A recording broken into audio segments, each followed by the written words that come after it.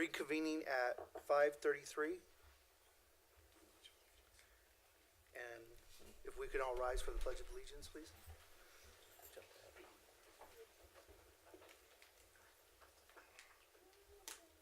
Ready? Begin.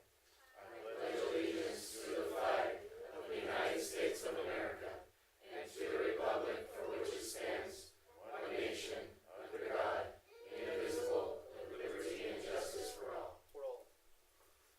We can all just have a moment of silence.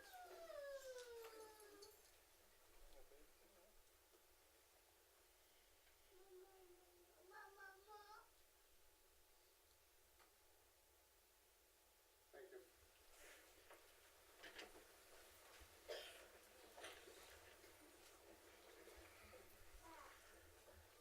Item 7.1, the board president will recess the meeting to conduct the regular board meeting of California Military Institute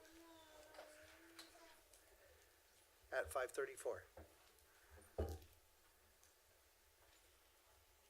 8.1, revision adoption. Oh, my bad. And now at this time, we'd like to restart the regular board meeting at 5:48 PM. Are we on? Are we on? Okay, I don't see it on there. Revision adoption. Okay. 8.1, revision adoption ordering of agenda. Is there a motion? So moved. Second. Mr. We did want to pull one Stafford. item off the consent calendar, item 1119.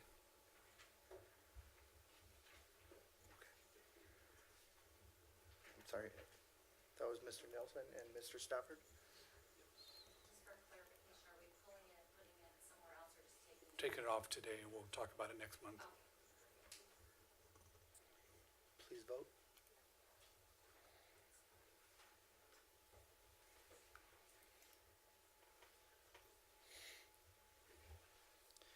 Item 8.1 is a 5-0 vote. Item 9.1, report out of closed session. We have a couple of items to report out of closed session. In closed session by a vote of 5-0, the Board of Trustees approved the appointment of David Aguilar as plant supervisor at Paloma Valley High School with an effective date to be determined.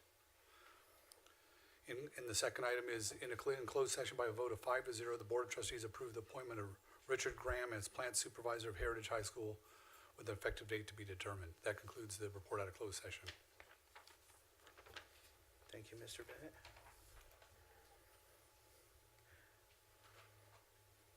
Item 9.2, district update by the superintendent. Yes, it's always great to be able to recognize some of our people within the district for the great things they're doing, but we're going to start out by recognizing my executive assistant, Lori Ortel. She is the executive assistant superintendent of the Board of Trustees.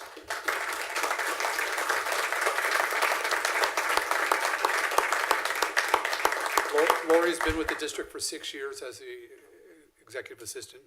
She's hugely involved with local secretaries association, RCAEOP.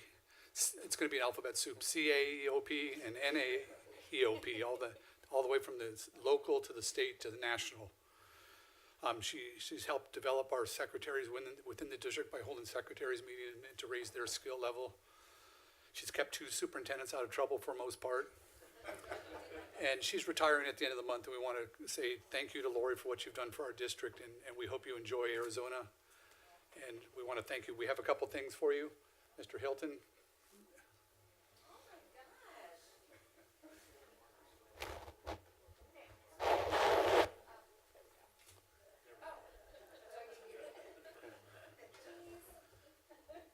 Mr. Nelson, did you want to? I'll wait till it's my turn to speak. It's okay. Okay. We also want to present to you, Lori, I know you're going to be gone, but we want to present to you a retirement certificate and a pass to get into any event you would like to come to in the Parachute High School District. And then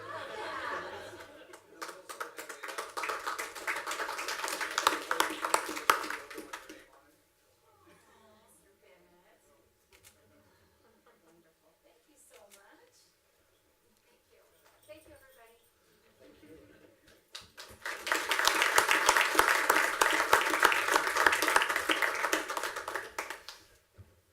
With that being said, I want to introduce her replacement.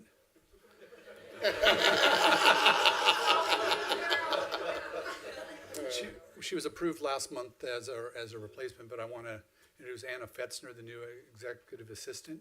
So you get to go up to the microphone, Anna.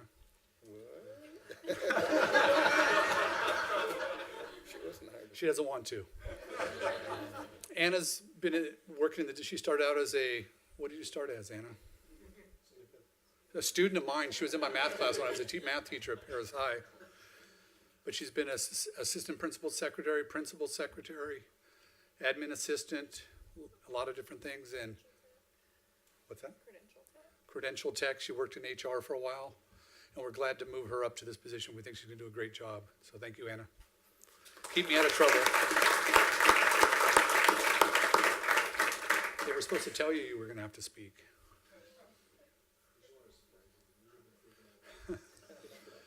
Last month, we also approved our new Director of Special Education, Mr. Emil Al-Zubadi.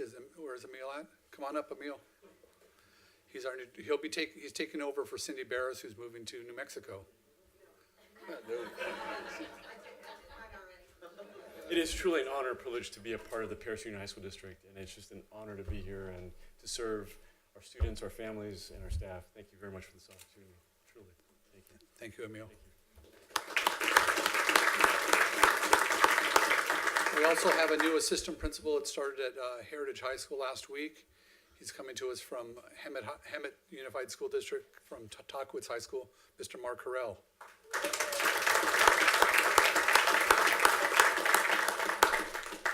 I'd like to thank everyone for the warm welcome and all the support that I've had in the brief time I've been here. And where am I today?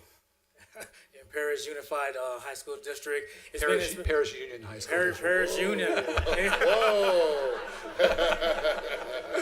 I came in and got right to work. I missed that one. So I'd like to thank everyone for the warm welcome and all the support. Thank you, Mark. We also have a new assistant principal at CMI, and I want to introduce her at this time, Rebecca Beagle. Rebecca's coming to us from Moreno Valley Unified School District.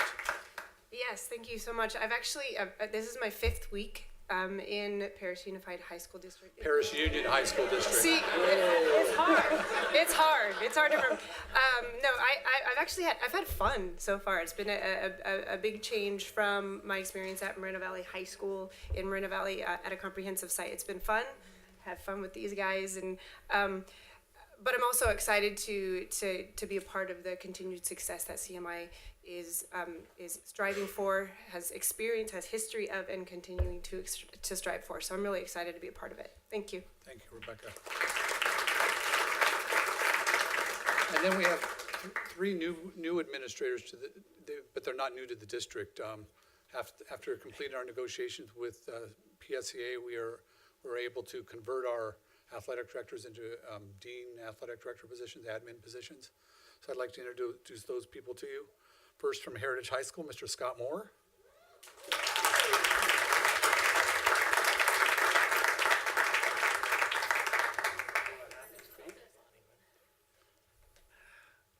I just want to say thank you for the opportunity to continue to work with the students at Heritage High School in the athletic capacity, and I look forward to great things from our school, and thanks for the opportunity. Thank you, Scott. And our athletic director dean from Paris High School, Mr. Ken Cohen.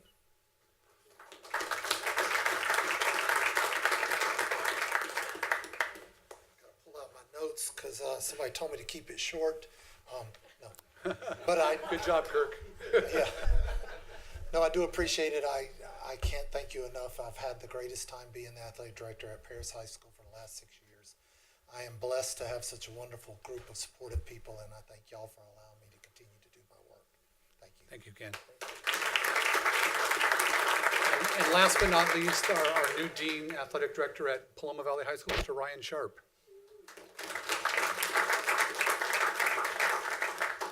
Just wanted to say thank you. This is a huge honor. It's been a dream job of mine for a long time. Very excited to continue to work with everybody at Paloma Valley High School, all the athletes, teachers, and trying to get things continue to move forward in great ways. And I'm gonna make a guarantee that some year Heritage's reign over the Menifee Bowl will end. All right, thank you, Ryan.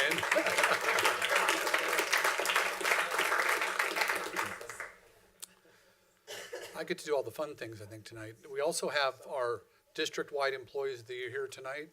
We want to recognize those people just here tonight, but we have a regular event on March 13th at Canyon Lake Lodge. But we want to recognize the district-wide employees here. We have 2 teachers of the year. The first one is Melanie Woodard from Paris High School. She's an avid social studies teacher. Melanie, come on, you just come up and, you don't have to say anything, you just stand up here. All right, I didn't prepare anything, but thank you so very much. Right. Just stay up here, Melanie, because Stay up there? we're going to get all of you up here. Okay. Our other next teacher of the year is a math teacher at Paloma Valley High School, Mr. Bill Bartholomew.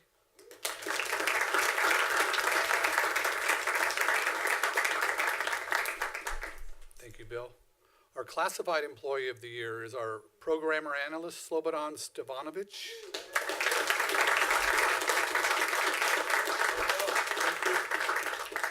And we talk about him, he's loved by so many people out at the school sites, is what would Sloba do when you want to know if you want to do things right. Our confidential employee of the year is administrative assistant in technology is Zoshi Trujillo.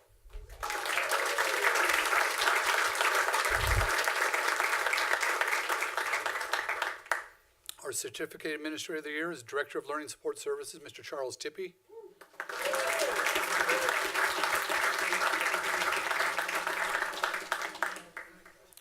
Our counselor of the year is from CMI, Victor Murillo.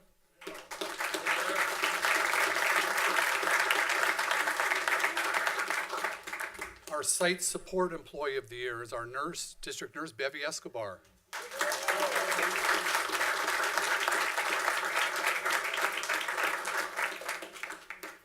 And our classified administrator of the year is Mr. Joe Williams, Executive Director.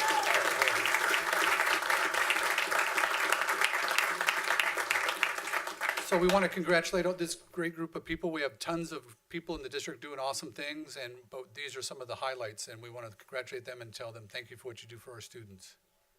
You can go ahead and, after they take a picture, go sit down. Or go out the door, some of you. Thank you all.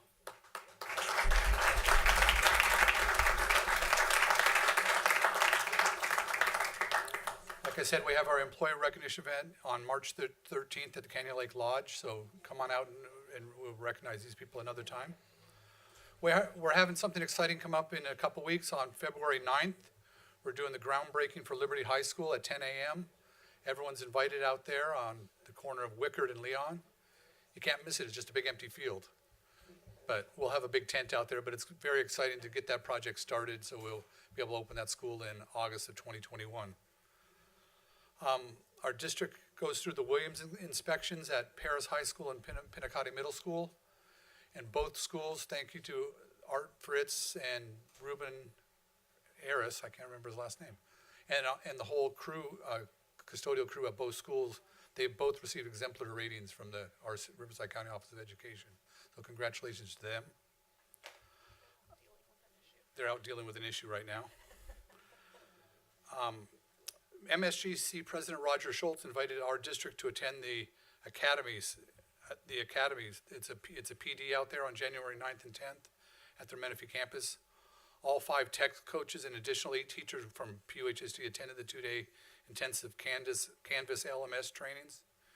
And it was great to be able to have that collaboration with our local community college to continue to move forward. And the last thing I have is next Thursday, January 24th, Judy White, the superintendent for the county, will be coming to visit our district, and she wants to see one school, so I'll be selecting a school that we're going to go to and show her some of the great things happening in our district. And that concludes my report for this evening. Thank you, Mr. Bennett. Item 9.3, student representatives to the Board of Trustees. And Mr. Stafford. From Heritage High School, student representatives Andrea Gonzalez and Angelica Valdeva.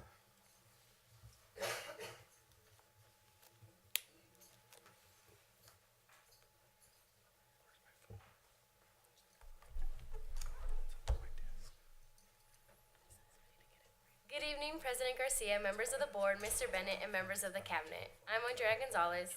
And I'm Angelica Valdivia. We had a fun-filled winter break, and we hope you did as well. We are excited to start second semester as we head into a semester full of events and activities. Since our last report, we have been busy with final exams and then enjoying our time with family during break. On Monday, we returned to school to kick off the semester with our Camp Legacy Refresher Day. This was a day full of lessons and activities that focused on our school-wide goals as well as valuable school and life skills. We engaged in lessons on campus safety and preparedness, goal setting, and time management through use of our planners, digital citizenship growth mindset, and we also had a guest speaker who spoke about mental health and setting yourself up for success. We have a few pictures and some video to show you from our day. Here's some pictures from the day.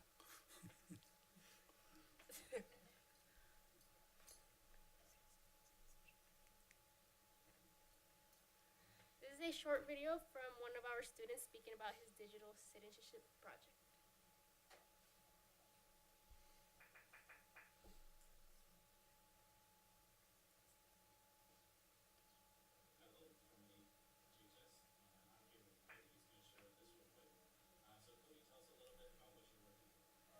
Working on like this digital project, it's like entrepreneurship and it has to do with like young kids, like videos for like young kids that are like working on like projects that they've done and like how far they came with like entrepreneuring and like how successful they're becoming off of like little things they started, not even to make a profit at first.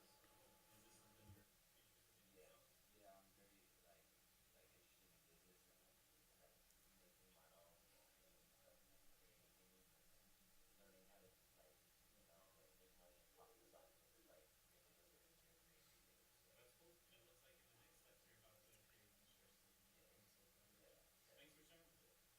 a great day. Here's a clip from our guest speaker, Jeff Yalden. He gave an inspiring message to all of us. I even cried.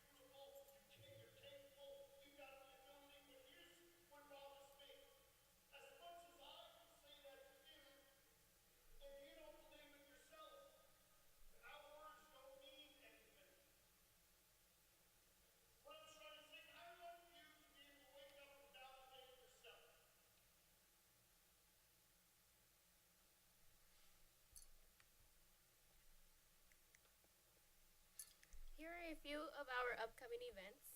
FFA plant sale in the ARC January 18th and 19th. Black Box drama production of Steel Magnolias January 18th, 19th, 25th, and the 26th. Freshman movie night January 23rd and Mr. Heritage pageant February 8th. There are so many great things happening at Heritage every day. This concludes our presentation. As always, thank you for all your time and continuous support of Heritage High School.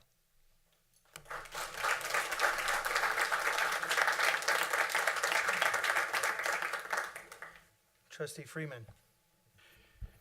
Thank you. I'd like to introduce for the Paloma Valley High School student representatives, Marizel Perrin and Kaylee Millar.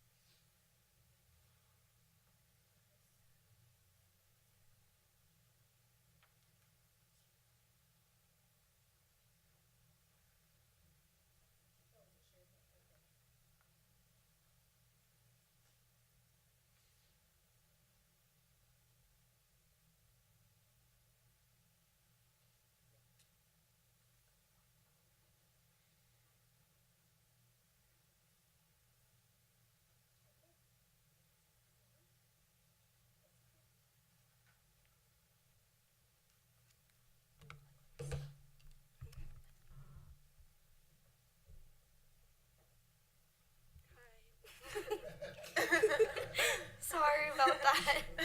But good evening, everyone. My name is Marizal. And I'm Kaylee. And today we're presenting for PBHS January updates.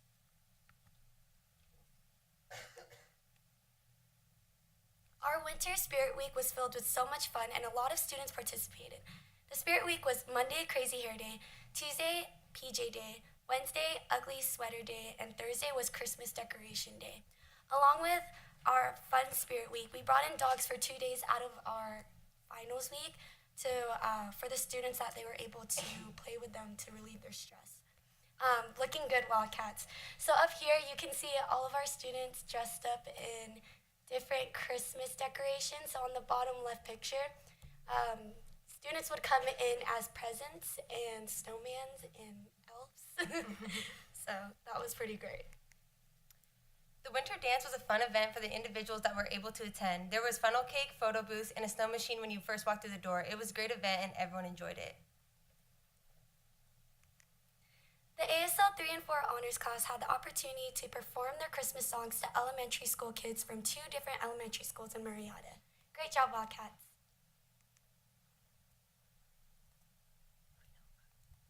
Our winter sports are doing an amazing job this year. Our boys soccer is in first place, girls soccer is in second, both boys and girls wrestling is in first place, our girls basketball is in first place for the first time since 1997, and our girls water polo is also in first. Keep up the good work and get those rings. Here are some upcoming events for the rest of our semester. We have the Winter Pep Rally next week, a leadership conference at the end of January, and MORP in March. This semester, Paloma Valley is determined to end off the school year great and start 2019 just right. We hope you guys all had a wonderful time with your families during break, and we'll see you guys next month. Thank you.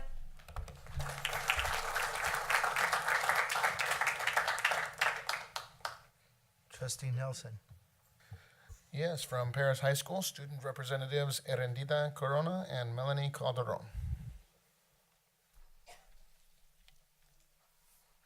Good evening, President Garcia and board members, Superintendent Bennett and Cabinet. I am Erendita Corona, your Paris High School board representative. Happy to have my partner in crime back with me this month, my classmate Melanie Calderon. When we last met in December, the following week was finals. I am happy to report that we survived the after-school tutorials and the late-night cram sessions. Once finals was done, we kicked off Christmas break on the very first Friday of break with what has now become a Paris High tradition, the winter formal. The theme was the Yule Ball. If you are a Harry Potter fan, you will understand. And again, we sold out. Even after renting out more space to accommodate more students, the dance was at the Life Arts Center in downtown Riverside, completely surrounded by the Festival of Lights. We even had an 8-story tall Ferris wheel and as a backdrop.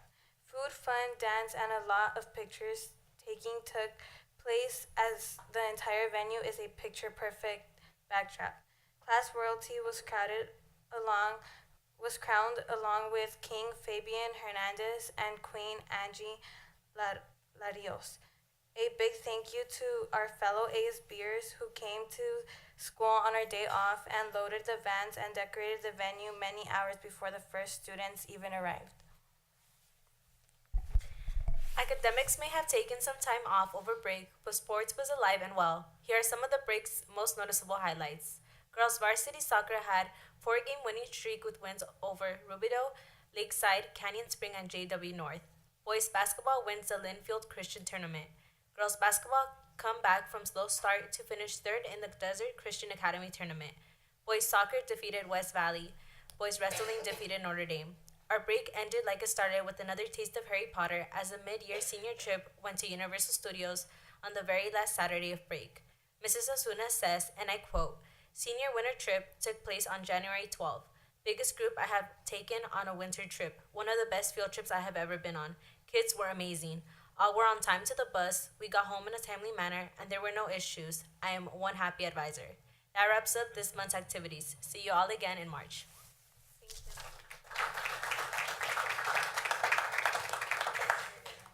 Trustee Arau. From Pinacate Middle School, let's welcome Matthew Crosby and Eileen Estrella Lopez.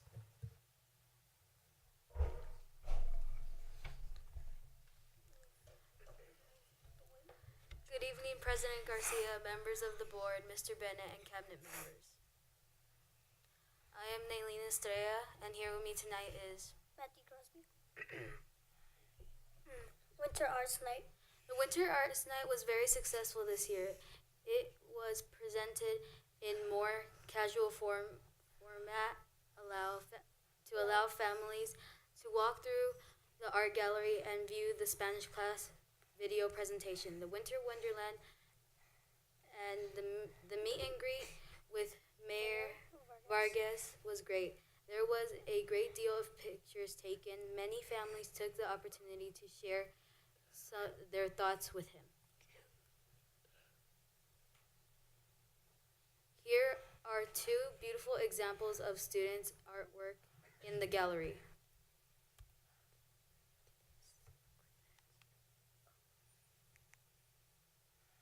The Winter Wonderland walkthrough was cool. Families loved it, and so did the mayor. Web holiday celebration. Webb worked hard all first semester to help 7th grade Pumas succeed. All Webb Club members, class, and club worked together to plan a holiday event to celebrate a semester of mentorship. Computer science discoveries. Students are learning how to create animations that respond to user input using a mouse or keyboard. Creative brain learning events. Creative brain students will be learning video game designs and then compete for the best video game. Puma Market promo filled and edited by students. This year, students have been earning Puma points for all sorts of positive behavior. Students can use their Puma points at the Puma Market. Here's a sample from their promo video.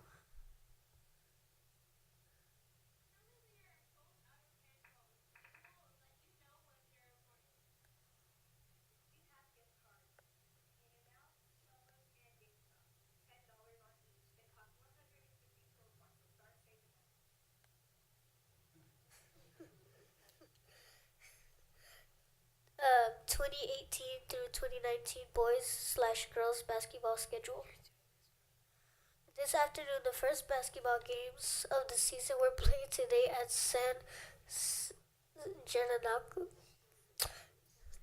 Jacinto Leadership Academy. Our first home games will be tomorrow afternoon. Coming attractions. Starting next week, Pinacati will have weekly videos announcements brought to you from our new production studio, Studio P. We can't wait. Our thought for today, let a smile bring your umbrella. Thank you for listening, and we will see you all next month.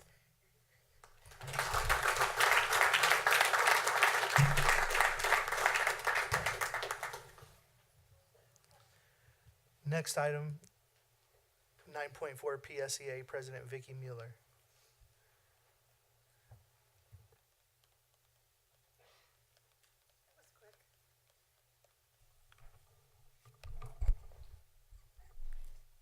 Good evening, Mr. Garcia, board members, Mr. Bennett, and cabinet. Happy New Year. Good to be back.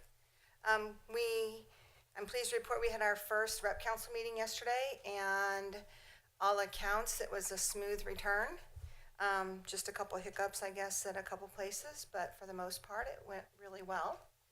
It was also very satisfying to hear the numbers from our state council representative on what the new state budget is looking like for education, with increase in COLA, some increase in ADA, some one-time money coming down, STRS liability being reduced, and there was something about some building and maintenance money coming in there.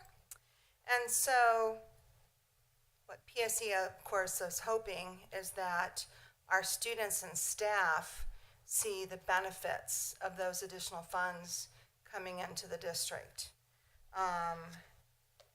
And that it, you know, we firmly hope that the May revise is going to look as well as what we predict it's going to look. I've heard from teachers over at Paris High School that have the remodel, I guess, is going to be underway. And while they're happy, they're going to see, you know, changes on campus. They're also aware that it's going to be pretty tight over there also. So they're getting ready for that. Second semester also gives us several conferences that for some reason CTA wants to always put in the spring that we like to send people to. And one of them that's coming up that is being sponsored locally, it's an ethnic minority and issues in education. And it's very low cost. It's going to be held at the Mission Inn. It's for like $80 a person, which is crazy low for 2 days. So we're hoping to send some teachers to that.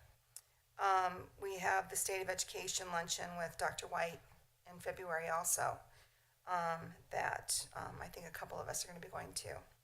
And then the big one, of course, is the Good Teaching Conference South, which we partner with the district. And again, I want to say thank you for partnering with us and allowing us to be able to send teachers to this amazing conference. They have over 80 different selections to go to, and from anything from learning how to take care of yourself as a teacher to working with the children with dyslexia and bringing, they have from kindergarten to 12th grade strategies. So it's a good conference. We appreciate, again, that we're able to send teachers using this partnership that we have and collaboration that we have developed. So again, Happy New Year, and thank you for this time.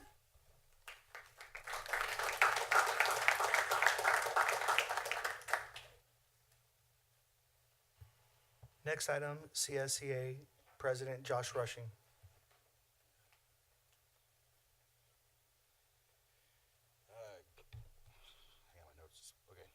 Good evening, Board President, Mr. Garcia, Board members, Superintendent, Mr. Bennett, Cabinet. Being as how it's only January, I've been president for about 16 days. Please report. I have nothing to report. Other than we look forward to getting together our initial proposal to the board to where we can start negotiations on our successor agreement. I also like to say I look forward to the year ahead and continuing to work collaboratively with the district to improve our schools for the students and the working conditions for the almost 400 CSE members. So thanks again.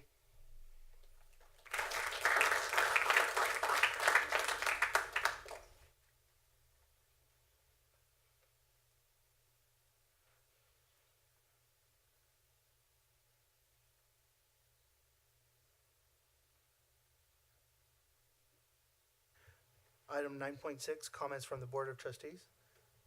Yes. First of all, Happy New Year to everybody. Secondly, thank you to Paris High School. I said I was Ravenclaw, and I got a little Ravenclaw pin. I'm pretty sure it was from you guys. I appreciate that. Thank you. And lastly, I did want to say to Lori, one of the first, when I was elected 6 years ago, one of the first people I saw was the smiling face of Lori Ortel.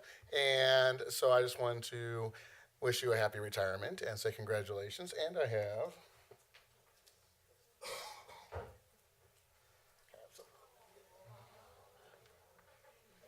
He's my favorite board member.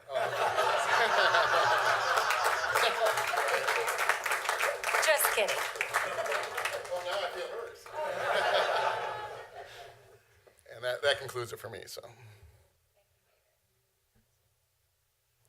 Thank you, Mr. Garcia. Also, Happy New Year to everybody. And congratulations to Lori on her retirement. And thank you for everything that you did for our district and for us also as a board members, and congratulations to Senorita Fitzner on her appointment. Thank you. Thank you, Mr. President. Thank you. First of all, it's amazing how quickly communications travel. When I made my comments last month, by the time I got home, my daughter was waiting for me. She had already heard about it. I hope I don't hear about it tonight. I would like to say that I'm very pleased with the way the water polo, the girls' water polo, has been so successful this year. I've got two daughters playing it. One of them was injured for a while, and when she got to go back out and play for a little bit yesterday, she was jumping up and down with excitement. I'm not, is her friend in here? Like, I'm going to hear about this. And the short time she was in there, she scored 2 goals. So it's just amazing what this kind of coaching and teamwork can do for these young ladies. The time she was injured, I would like to say thank you to the coaches, to the principal, and to the athletic director for all the support and care we had for her injury. And I was just amazed with what they were doing for us for support. So thank you very much. I'd like to just say congratulations, Lori. Take it from me, a retirement specialist. It takes you a couple of months, and then you really sinks in. But enjoy it. I'm very glad for you. And congratulations, Anna, on being our person that keeps us straight now. Also, congratulations to all our other new employees and the award recipients and our student reps. We're starting a new year, and things really look positive. So thank you very much. Again, Happy New Year to everyone. Lori, congratulations. I'm jealous that you get to retire, and you're leaving the state. Just so many pros with that. Anna, congratulations as well. To the students, I want to remind you guys, when you come up here, we're listening, but we're not just listening. We're understanding what you're going through in your daily lives, and you're the reason why we're all here. We're here to support you because you're our future as well.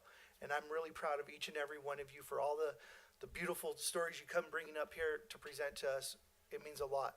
And I feel good knowing that we're doing something right, making sure you guys are making good choices in life.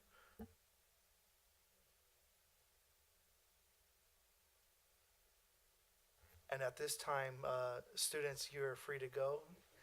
And if you want to stay, you're more than welcome to stay.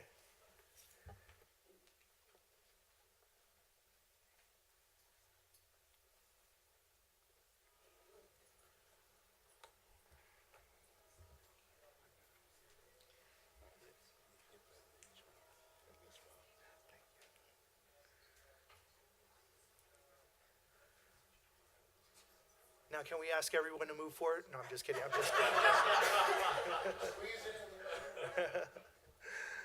Item 10.1, invitation to address the Board of Trustees, agendized and non-agendized items. Are there any takers? None at this time. evening. Thank you. 11.1, consent calendar, approval of consent calendar items. Is there a motion? Second. Mr. Freeman and Dr. Arau. Please vote.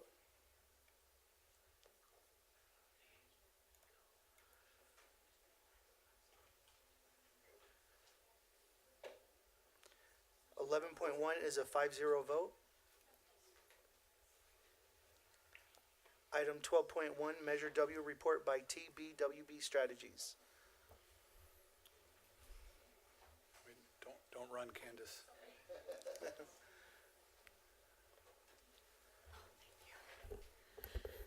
Sorry, I was trying to make the clarification.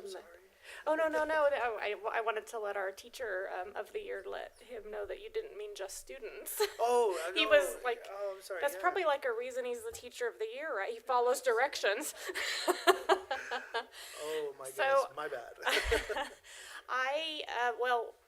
30 and a half days after the election, I was probably the happiest I've been in a long time. But today is second to that. when we get to present to you, this will be a little bit lengthy of a presentation, but it's important. But we've invited Joy Tatarka, who, as you know, was our feasibility consultant for the district, and then the election and strategy consultant for the private committee. Did Jeremy have to leave? He did. Okay, Jeremy was in the audience, Joy's partner in crime, but so excited. You'll have a copy in front of you. We want to present to you the results. Obviously, we know the results and it was a win, but we want to look at the detail of those results because, like it or not, we may have to do this again, in the future. And so we want to be able to learn. Not you, Grant.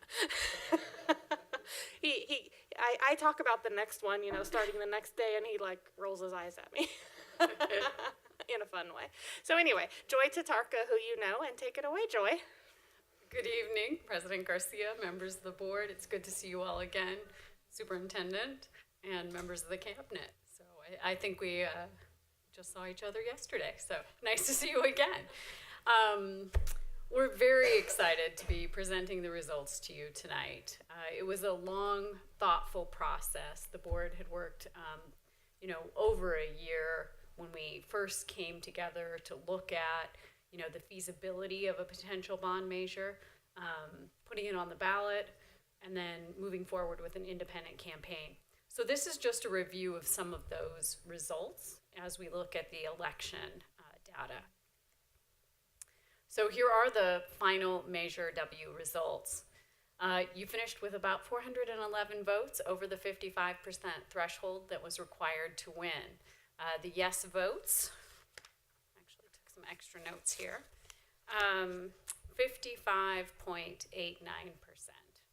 So a very close win, but definitely a win. So that's good. Vote by mail. Just in case anyone was wondering, there was about 18,500 people who voted yes by mail, and the no was just a little over 15,000. It was very interesting, though, as we had seen in the past here and in Riverside County as a whole, people did not mail back their ballots early. So just a couple days before Election Day, there was not even 10,000 ballots that had been processed by the Register of Voters. So though many people did vote by mail in this election, they chose to either mail it on Election Day or they walked it in on Election Day, very likely. I should also say, if you have any questions during this, please feel free to ask. The next slide goes through our poll results versus the final election result. There are a few different graphs and numbers here. You'll remember that we had a very long discussion about language with AB 195, which you're only allowed 75 words on the ballot. AB 195 required that we use a lot of very specific language that we knew voters were finding a little bit confusing because it was throwing a lot of numbers at them. We had tested early before AB 195 became law, and then tested again after. And these numbers show a variety of support. As you know, the final numbers after both positives and negatives with the AB 195 language in the final poll we conducted showed that support was a little bit below 55%. But having faith in the outreach that the community had been done by the district, the board moved forward. This, I think, is really what highlights sort of that previous slide along with our results here. It might be, curious to say, how did we go from below 55 to actually winning at 55% on Election Day? And if you remember those poll results, one of the things that we saw is there's that yellow bar of individuals who voted in the election. Those were undecided voters. And what we knew from the poll results, from the voter survey, was we had to win over those undecided voters in order to get above 55%. And you can see that we actually did that. So that was part of a very effective communication plan that talked directly to people in the community making up this very important decision. And it was something that was done through a lot of work with people here volunteering in the district, parents and staff and community members who really made that difference and reached out to their community members and changed the mind of those undecided voters. Polling showed that, as I mentioned before, that it was going to be very difficult with that language. It's clear we not only held on to our definite supporters, but also we picked up all of those undecided voters, as I just said from the graph. This kind of breaks down the results by the city. So as we look at each city, there was something that I thought was really interesting. You'll remember a big portion of the conversation that we had from the polling and as part of this bond measure was talking about growth in the community. I took a look back at Measure T results, just as comparison. And there was about 18,000 fewer registered voters then, so it's not comparing apples to apples. But what was interesting to me was at that time, we combined Murrieta, Lake Elsinore, and Wildemar because at that time, there were less than 3,300 voters in that whole area. Now you see your registered voters in Murrieta exceeds what was in that area before in 2012. You can see the growth there, and not only can you see that, but you can see that that area was one of your areas of highest support. So a lot of growth in the boundaries that show Lake Elsinore, and that percentage of yes vote was up by 60%. Same with the Murrieta area, a huge amount of increase in people and registered voters in that area, and again, above 55% there too. Your Paris community was very supportive. We always knew that they were very supportive of this. The Menifee community, which makes up the largest portion of your voters, came in right at 51.6% yes. So it was all those other areas that helped push Measure W over the top. This just further breaks it out in case you're interested. You can kind of go through each one of those numbers and it tells you how many voted and what the yes percent was in the unincorporated area. It's just more for your information. I won't go through this item by item. Overall turnout, as I mentioned, a little over 82,000 voters, registered voters in your district. We expected turnout at about 57% because there was so much interest in this election. Turnout actually exceeded what we had expected based on past voting patterns in the district. It was right at 61%, and Measure W turnout was at 56%. So again, higher than our initial projections, but, and there was also a drop off. So people who voted on other issues who did not vote on Measure W. This is a look at the supportive communities that we looked at and talked to during the campaign in different levels. Parents did not turn out at high numbers. We didn't expect that they would. And we didn't actually find them to be more supportive than the general public. Yes IDs, though, the campaign had identified nearly 7,500 yes IDs through precinct walks, phone calls, email messages, and text messaging. So those people turned out at a rate of 71%, meaning that we were able to really talk to people and get them to go vote. And that probably was a very substantial reason why we were able to be successful at the end on election day. This just takes a look at and breaks it out by party. Another interesting thing that's different from 2012 to now is that you'll notice that registration for Democrats, Republicans, and then all other parties, which is mostly declined to state or independents, is really split 1/3, 1/3, 1/3. That has changed since 2012. You used to have a lot more people registered as Republican. You'll see that they do tend to vote a little bit more often than all of the others. They turn out at about 70%, whereas the other group is a little under 50%. But just another interesting change in your demographics since 2012. this is really, to us, we looked at the data in many different ways. We kind of sliced it apart, and we were trying to figure out what made the difference in this election. Why was Measure W successful? And what I'll say is, you are a district with a lot of heart. And when we came to the volunteers who worked tirelessly on the campaign committee, and we said, in order to win this election, you are going to have to go talk to as many people as you can. And we put out really high numbers, and we asked them to do a lot every day. And every single person who volunteered on this campaign can feel like they made a difference, because that's what these numbers right here tell us. You can see if you were talked to at the door, I mean, your volunteers went out and talked to 32,600 people over the course of really about 40 days, probably a little bit less. Phone banks, they talked to 9,210 people. We texted nearly 5,000 people.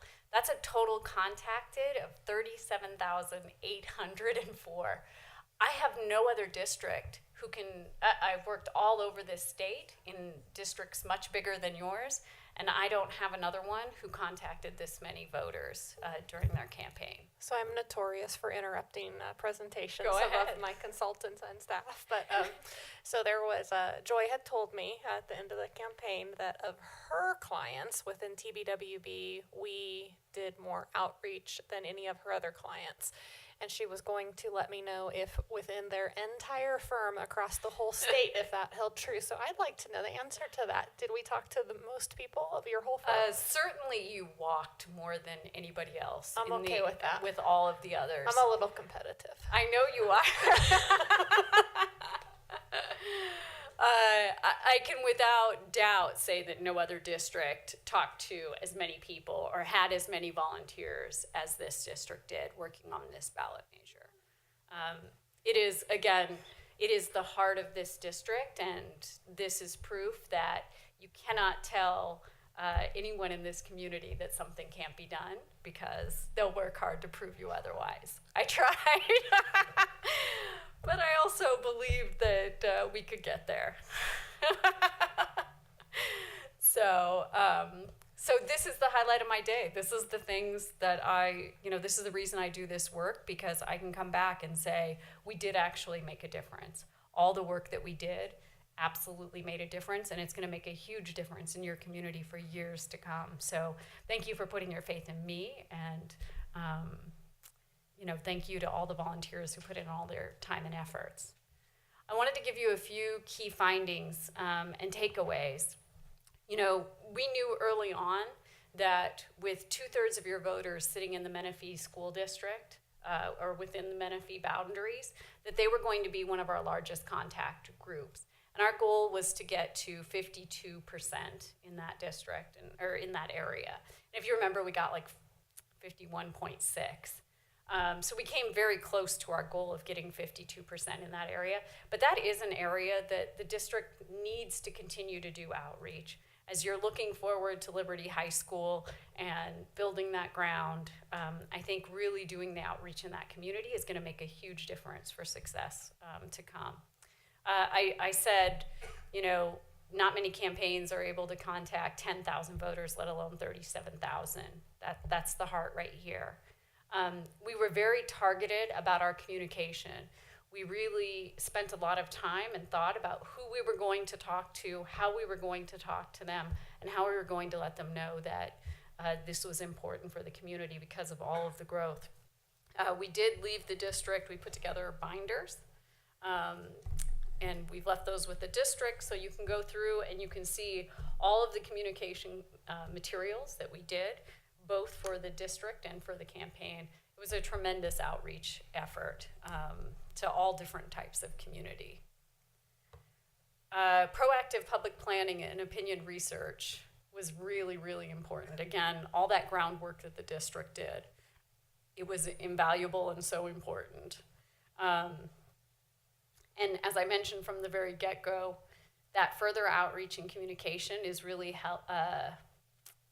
critical in order to mend the divide between the two communities such that there is some based on this information.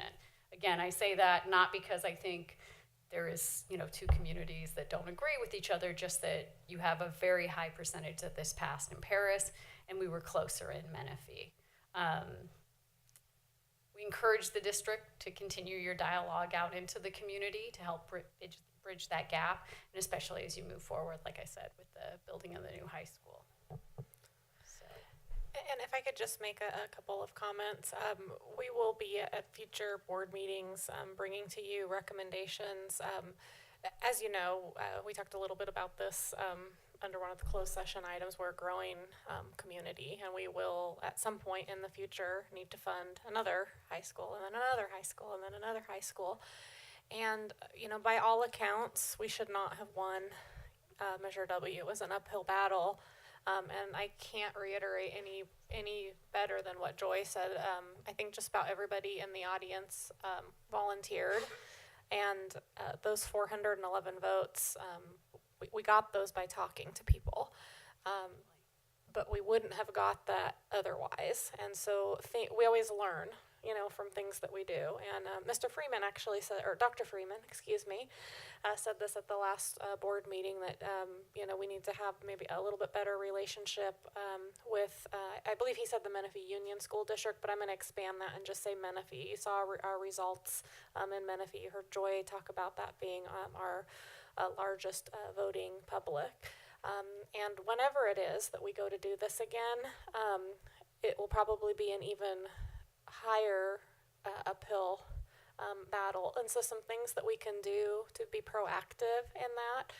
If you remember back when Dr. McLarney was here presenting the polling results, a lot of people didn't know about things that were going on in the district. And you've heard me over many years talking about marketing and communicating and talking about all the great things that happen at our schools, and what I believe we need to do in preparation for whenever our next bond measure might be. And I know it's really soon to be talking about that, but we've got to start talking about that now, is to be doing ongoing communication to the community as we're building Liberty High School, letting them know that our community, that we care about our community, and we're putting their Measure T dollars, their Measure W dollars, to good use, that we're being good stewards of the taxpayer money.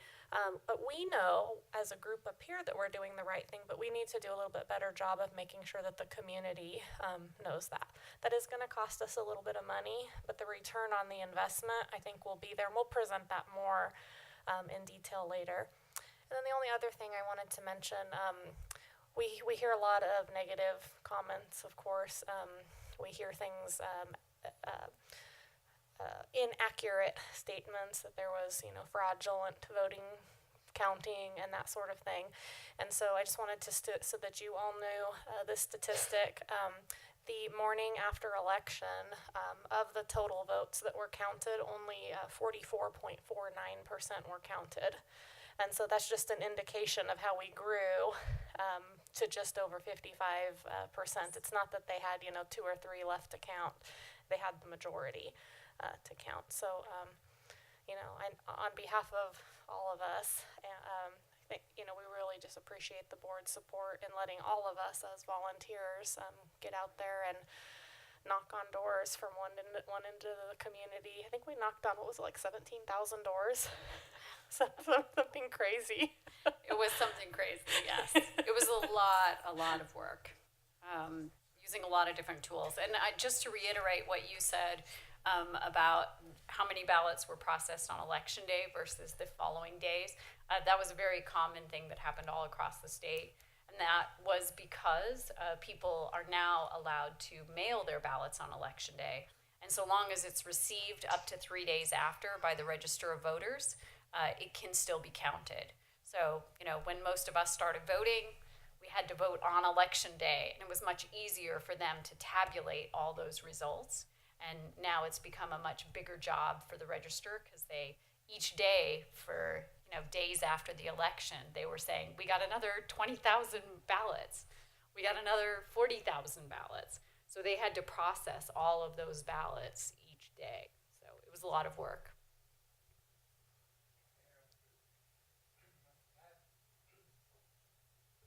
having participated in both bond measures prior to becoming a member of the board, one of the things that I learned is that we cannot utilize district funds, property, time, anything like that. So all of this is volunteer time. None of this would have been successful without basically Candace Rains donating her entire social life and anything else to this measure. Thank you. I will mention the text message number there was done by Kayla Rains. So college students work for free when their mothers pay their tuition. Yes. I would also add that if there are any other questions that the board has later, anything you'd like us to tease out, please just feel free to let Candace or Grant know, and we would be happy to, crunch through the numbers again.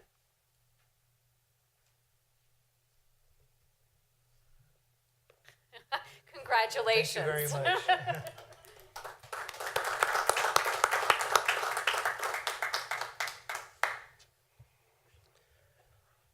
Item 12.2, facilities projects update.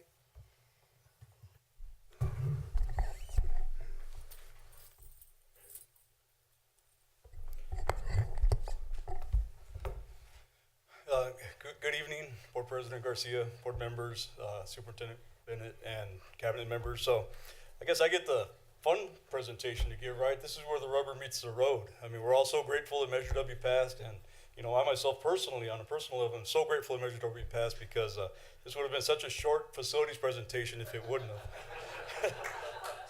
And another thing is, facilities projects equal facilities guy. So, I'm very thankful.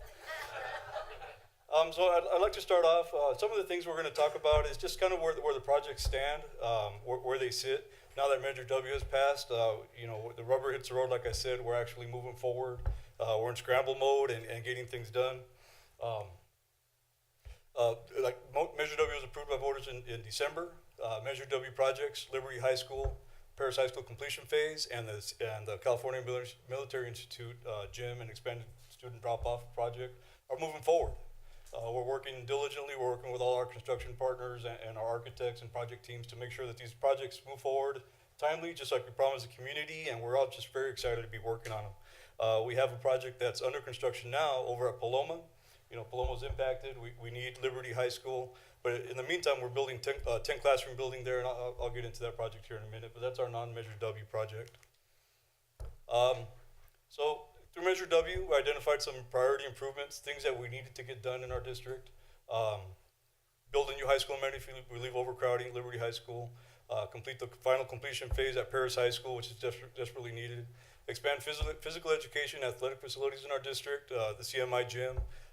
Improve our training facilities, upgrade our training facilities in healthcare, biomedical science, computer science, agriculture, and skilled trades, and also provide needed support for instruction in science, technology, engineering, arts, math, and skilled trades, which all three of these projects do, and all our projects really have a goal of accomplishing.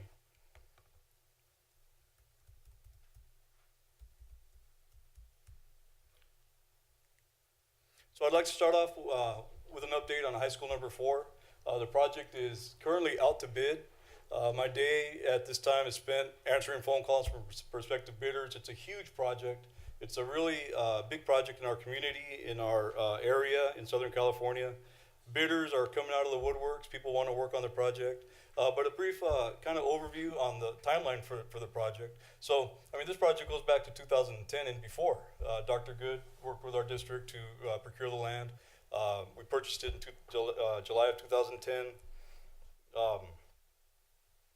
November 2012, voters approved Measure T, a bond measure which provides roughly half of the money for the project. And we went through, we hired architects, started planning and design in 2013. The plans are 5-6 years old. We were approved by DSA in October 2016. We submitted, and our application still sits at the state. When state money is available, we look to get reimbursed. In January of 2017, we submitted our application to Office of Public School Construction. So we're on that list to hopefully someday receive some money back for the school. In July of 2018, Measure W was placed on the ballot. November 2018, we're all kind of bummed because it didn't look like it was, going to pass. But in December, we got their approval. Our community supported it, and that was a big surprise for us. February 2019, next month, we're holding a groundbreaking on February 9th. We are beginning construction in February. So I'll get into a little bit of the construction timeline. Election, December, Measure W passes. We're out to bid. We went out to bid in December. Like I said, contractors are very excited about the project. We have 33 categories that we're bidding. We're going to be opening bids next week on the 22nd. We're opening bids in 3 phases, so we have 3 packages that we're opening. Like I said, 33 categories. We're opening bids on January 22nd and also on January 29th. We're opening another group of categories. We will be coming to the February board meeting to ratify these contracts because we promised the community and we're shooting for the goal. Our schedule is geared around having students in seats in August of 2021. It's an aggressive schedule. We know we can do it. We're going to do it.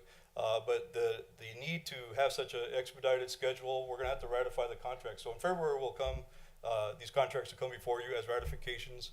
We're going to be awarding these before the board meeting just to make sure we get people working and get the ball rolling on construction at the project. If I could just interrupt one more time. Sure. So the board is probably aware of this, but we have a current board policy that for approved facilities projects, it allows for ratifications. The reason we need to do so many ratifications is because we're essentially 2 months behind right now. In part because we had to wait 30.5 days to get the election results. So that original schedule that we presented to you guys, I think it was in September, we couldn't stick to because we couldn't advertise bids like, November 9th. And then we had the holiday period. And if you go out to bid over the holidays, you will not get good bid results. So of course we wanted to, be cost effective. So that's why it'll be important that we ratify. If the board's uncomfortable with us ratifying, we would have 2 other alternatives. We could have a special board meeting, or we could just move the project out another about 3-4 weeks. But so we just wanted to we're hoping you're okay with this strategy because it meets our current board policy, but we didn't also want any surprises. Yeah, so also as part of the beginning of construction at the February board meeting. So if you've driven by the site, it's out in the middle of nowhere.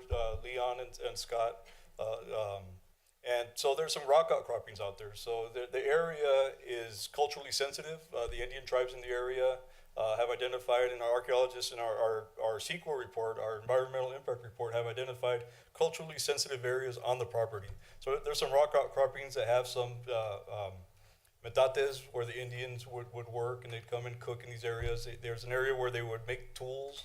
So our archaeologist has found these areas. Our EIR, our environmental impact report, and requires us to work with the tribe in the area, which is Pechanga. We're working with Pechanga to come up with an agreement. There's going to be a tribal monitor at all sites on the project when we're moving dirt in case we find anything. There's also an archaeologist. If we do find something, the archaeologist is going to go through. They're going to do a study, make sure they catalog everything. Everything gets turned over to the tribe. But the tribe has identified. They let us know they want to make sure that any artifacts, anything we find, stays on site. So we're going to have to dedicate an area to them, and it gets reburied on the site as a form of respect to the tribe, to the culturally sensitive items, anything that we may find. So that's really cool working with the tribe, and during earthwork, we'll see what we find. Hopefully we don't find anything that delays the project, but we're working closely with Pechanga to make sure we mitigate that. On January 10th, last week, we had a really cool activity out at the site. Like I said, we're out to bid. We went ahead and we worked with our soils testing lab to bring a piece of equipment out to the site. We spent a little bit of money on it, but it's going to have huge returns for us. So one of the challenges bidders face out there, especially the earthwork bidders, is they see land, they see rocks, they don't know what's underground. So when they bid the project, they usually pad it, because they don't know what the unforeseens are. So we get some higher bid numbers. So we actually got this piece of equipment out there to do an earthwork investigation, to do additional soils investigation, and have all the bidders there. They watched us go through, dig some holes, different areas of the project site. It went very well. Some of them were a little nervous that they'd get down to a certain point, and they were going to have to blast, or they're going to have to do some additional work. But it's actually very good soil. I think we're going to have, I won't say an easy time during the earthwork, but it's not as bad as people were thinking. So we had a ton of bidders out there. We had a ton of people out there. That piece of equipment there you see is called a D9, a Caterpillar D9. It's almost as big as his room. And the reason I bring that up now is the next couple of pictures. Before you do that, I gotta say something. Sure. Hector and his team were just brilliant with this strategy. I know he said a little bit of money, and it is in terms of facilities dollars, but we spent $44,000 to have this done. It's on the agenda tonight as a ratification, but it's going to save us $1 million because these bidders are now going to see, or they were able to see, that these rock croppings are more on the surface. They'll be able to get through them with, what did you just call it? The D9. The D9 rather than explosives. So it's going to save us a lot of money. And so that was a great strategy on your part, Hector. Yeah, so I mean, we're looking at saving close to $1 million is just our estimate. But like I said, we had really good feedback from contractors. They don't see this very often, but we felt it was good money to save big money in the long run. So with that, kind of some pictures of the day out there. Our district superintendent, Mr. Bennett, was out there. Our facilities team was out there, including Candace. And that rock we're sitting on is just an example of kind of some of the rock outcroppings. And it's just a little side comment. That rock where you see there where we're sitting is a perfect spot to sit. I mean, it's like a couch. So I can see why the ancestors of the Indians would go in that area and they'd sit there and congregate. So this next image, not only was she the driving force of Measure W, but if we let her, she'd probably try to build the whole high school herself. This is our district, Candace up on the D9. She's sitting up there in kind of close-up view, and it was just a cool day to get out there. And it was, it's a great feeling to see things happening on the site and actually seeing this project come to fruition and start construction on it. So it's a great day for the district and for our community. Yeah. So with that, I'm going to move to another one of our priority projects is Paris High School completion phase. So over at Paris High School, planning for the completion phase started in December 2017. We hired PJHM architects to do the planning on this project. We're working with the site, we're working with the principal, and to come up with site plans that are going to meet our needs. We're looking at, so the plan is still under design. We're looking at being complete with plans in March, in a couple months. We're looking at submitting to the Division of State Architect in the spring of this year. We're looking at probably 3 to 4 months. That's kind of the X factor there when I talk about timelines for this project and the next project over at the military school at CMI. We're looking at kind of an unknown with DSA. We're talking 3 to 4 months. It could be 4 to 5. But at a later date, we'll come to another presentation. We'll have more concrete timelines. The project was approved by PUHSD board as a leaseback project. The Paris High School project, once we're approved by this Division of State Architect, then we'll work with the builder, which is Neff Construction, to develop a guaranteed maximum price. It's one of the things with leaseback, we actually know what it's going to cost before we build it. We're looking at beginning construction, like I said, with that X factor asterisk in there of DSA in the fall of this year. That'll be a lot of coordination with the site. It'll be, somebody mentioned earlier, it's going to be tight. So we're looking at the project that should take maybe 14 to 16 months, taking about 20 months, because we're going to have to do different stages of construction to make sure people still can circulate on the site. Just a brief overview of the project. There's a project site. There's a Paris High School site. The front building in blue, Learning Commons, Administration, Visual and Performing Arts, a nice theater is part of this project, that expanded parking up front. Single point of entry, we're talking security. We just met with the architect yesterday, and we're talking about how we're going to be able to close off that entry where the receptionist sits, so that people come in, they whatever type of visitor managed software we decided to go with. They come in, they scan their ID, they're checked in. They can't, come in multiple areas on the site. Everything happens at that single point of entry. Expanded student drop off and pickup area there, that expanded parking area. And this is a view of the rear of the campus, the agricultural science classroom there at the top, right by where the label is. That project is already built. That's the Ag Phase 2. And in the blue, the Ag Mechanics building. We're working also on the design of that. And down towards the bottom left is the animal housing, which will have an area for feed, animal farrowing barn, and pens for the animals, covered pens. So with that, I'll move over to the California Military Institute. Their project includes a new gymnasium and expanded parent drop-off area. Planning and design started in 2017. We're looking at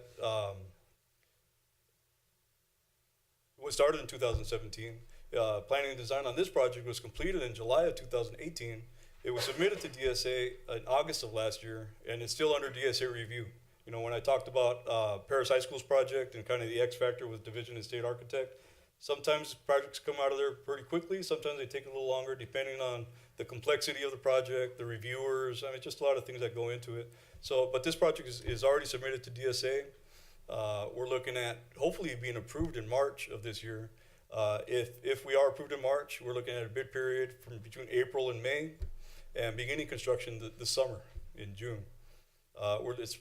Looks like it's going to be about a 12 to 16 months project. And so this project also includes, and we've talked about it at previous presentations, the widening of A Street there in front of CMI.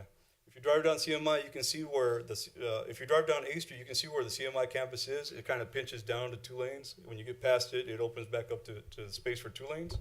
So we're working with the city of Paris, their engineering department, to figure out how that's going to coordinate with our project. There's a developer next door that we have a mitigation agreement with, so they're going to provide, they're going to pay for the widening of A Street, and they're also going to provide some funds for the district for our on-site circulation improvements. Wasn't the project next door canceled? So it hasn't been officially canceled. The developer has it for sale. And that's one of the things Fred and I, Dr. Good and I are working with the city engineering department to figure out if they don't go forward, how we go forward and be able to widen A Street.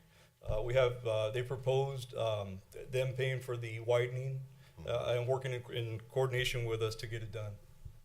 So it is for sale. It just, we haven't officially been told that it's not going forward. So, so this project, there's an aerial view of the project site at the Military Institute. This project includes the new gymnasium, locker building, relocated classrooms, the R portables, which currently sit over towards the houses on the right.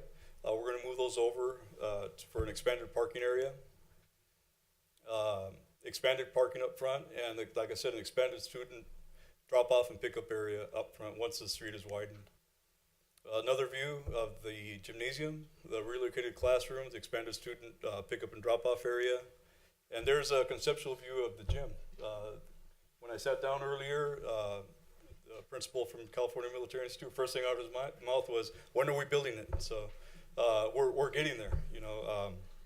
We're moving forward, and like I said, the X factors there is when we get out of DSA. But the plans right now are to be out to bid and start construction during the summer.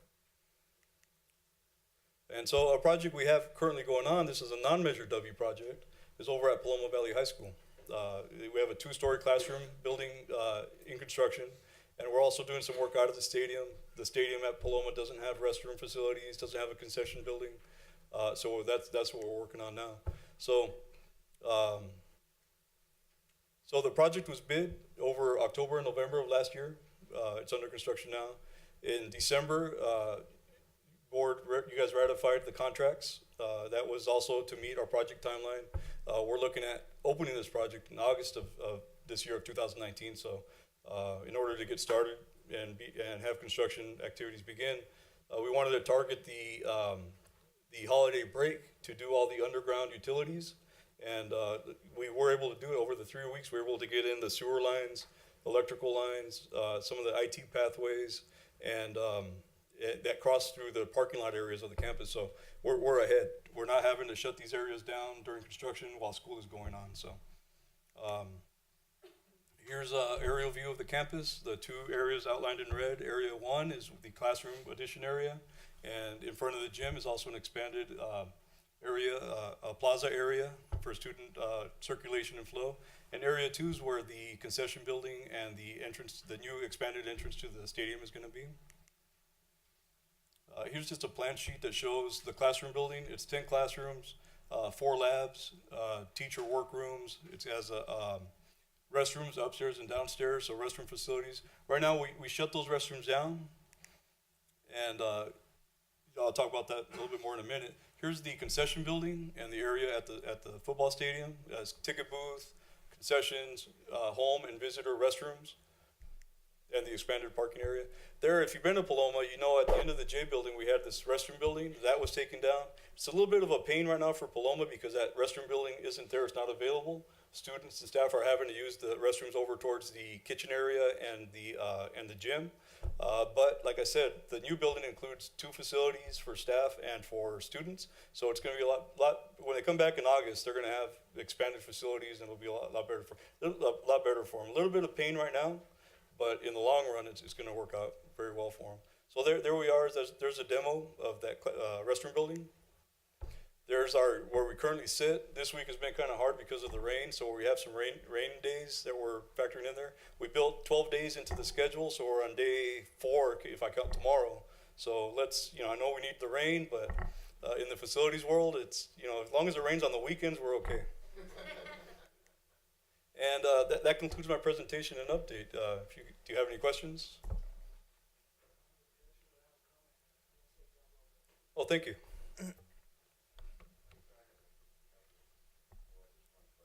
Sure.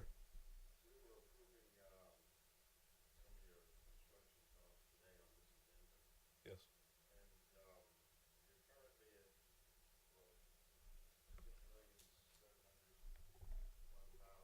What's the total cost of that new building at Paloma? At Paloma? Yeah. So what we're approving today is, what's in the agenda today? We've got several on there today. The total project. Oh yeah, total project cost. I believe it's closer to $9 million. There's soft costs. There's the construction management fees. So it's closer to $9 million. Okay. Yeah. So what we're approving today, I don't think we're approving anything for Paloma today. Yeah, there's stuff there. Oh, okay. Yeah. So that's payment to the contractors. You've got a $2 million one, another $1 million. Yeah. So you've got a few on there. So. Yeah, the contracts for the Paloma project were approved in January. Like I said, those were ratifications in order to meet the project timelines. But they're working out there. We're looking good for opening in August of 2021. Okay. All right. Thank you, Hector. All right. Thank you.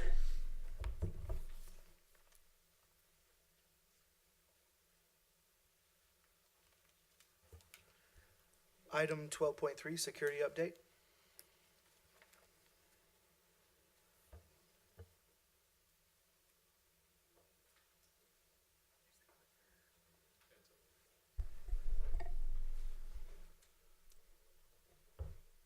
President Garcia, board, Superintendent Bennett, and Cabinet. So appreciate your time tonight. We're going to go back in time a little bit, not as far as Hector. I'm not going back to 2010, but we are going to do just a real quick update because we have a new board member, kind of bring you up to speed on what we've been doing. And see if I get the right, there you go. So if I go back to the beginning of 2017. So this really started prior to May. The district was looking at adding a third SRO. At the time, we had one SRO full-time at Paris High. We had an SRO that was splitting between Paloma and Heritage, and neither site was being served by that. So the board was looking at bringing on a third SRO, but had some questions. So that resulted in a study session back in May. We brought back a lot of data from over 33 districts, and we showed that, especially in Riverside County and the surrounding 4 other counties where districts did respond, that every high school except ours and one other in Riverside County didn't have a full dedicated SRO. So the board decided to approve that third SRO. So that's what happened back in May. Went to the board I believe in June. But there were other questions regarding security in general, like what are we doing, how is it structured? And so in that study session, we proposed to bring on a consultant, a law enforcement consultant, to really take a look at what's going on. And so that's what happened. We brought the law enforcement consultant. We ended up getting Charlie Wilhite. He was a retired Riverside County captain. He had a daughter who attended 2 of our schools. He was in the community. He used to be one of our SRO sergeant and lieutenant of our SRO sergeant. So he was connected to the district, so it was a really good fit. And then Charlie started in June. We actually got him to the schools before the end of the school year, so he was able to talk to campus supervisors and get really kind of input of what was going on with them. Over the summer, he was working and starting to do assessments at the schools. When the administrators started coming back, he was able to meet with every administrator. And so he was forming kind of what he called his findings. And then the other big piece of it was the State of Security, our SOS committee. And it was we had a lot of stakeholders in that committee through the district and campus supervisors and HR and people services and maintenance and risk management. And we had a lot of participation on that committee. And so we brought them together 3 times between September and October, and Charlie Wilhite presented these 8 findings, and they went through them one by one, and he got more feedback, and he was able to refine that, and then he brought those findings and his recommendations to the board November 17. And so from that was really, he was proposing to reorganize how campus supervisors, how that was structured.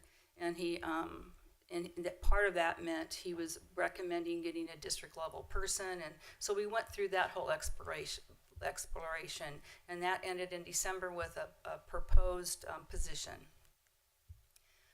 We continued to work with Charlie through the first part of the 2018.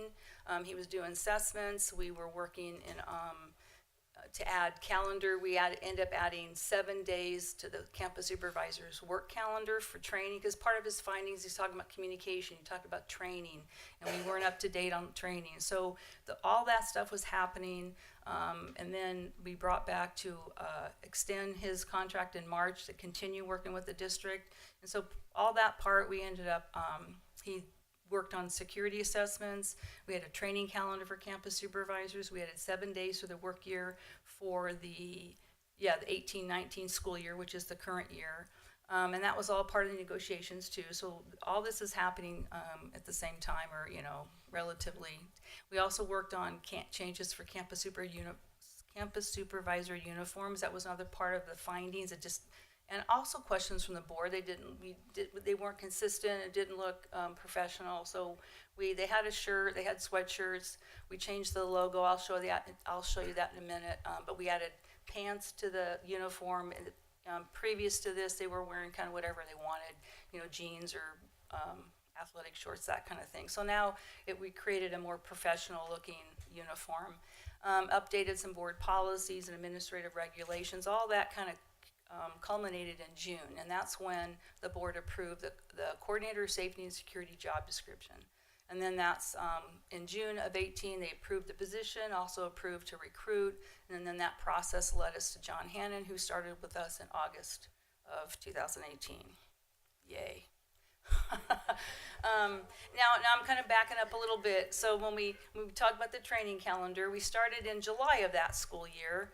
The whole thing was communication. It was about being on the same page.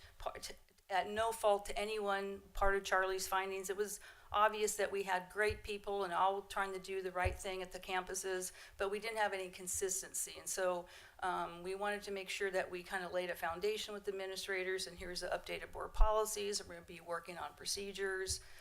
So we had a one-day kind of overview with all administrators in July.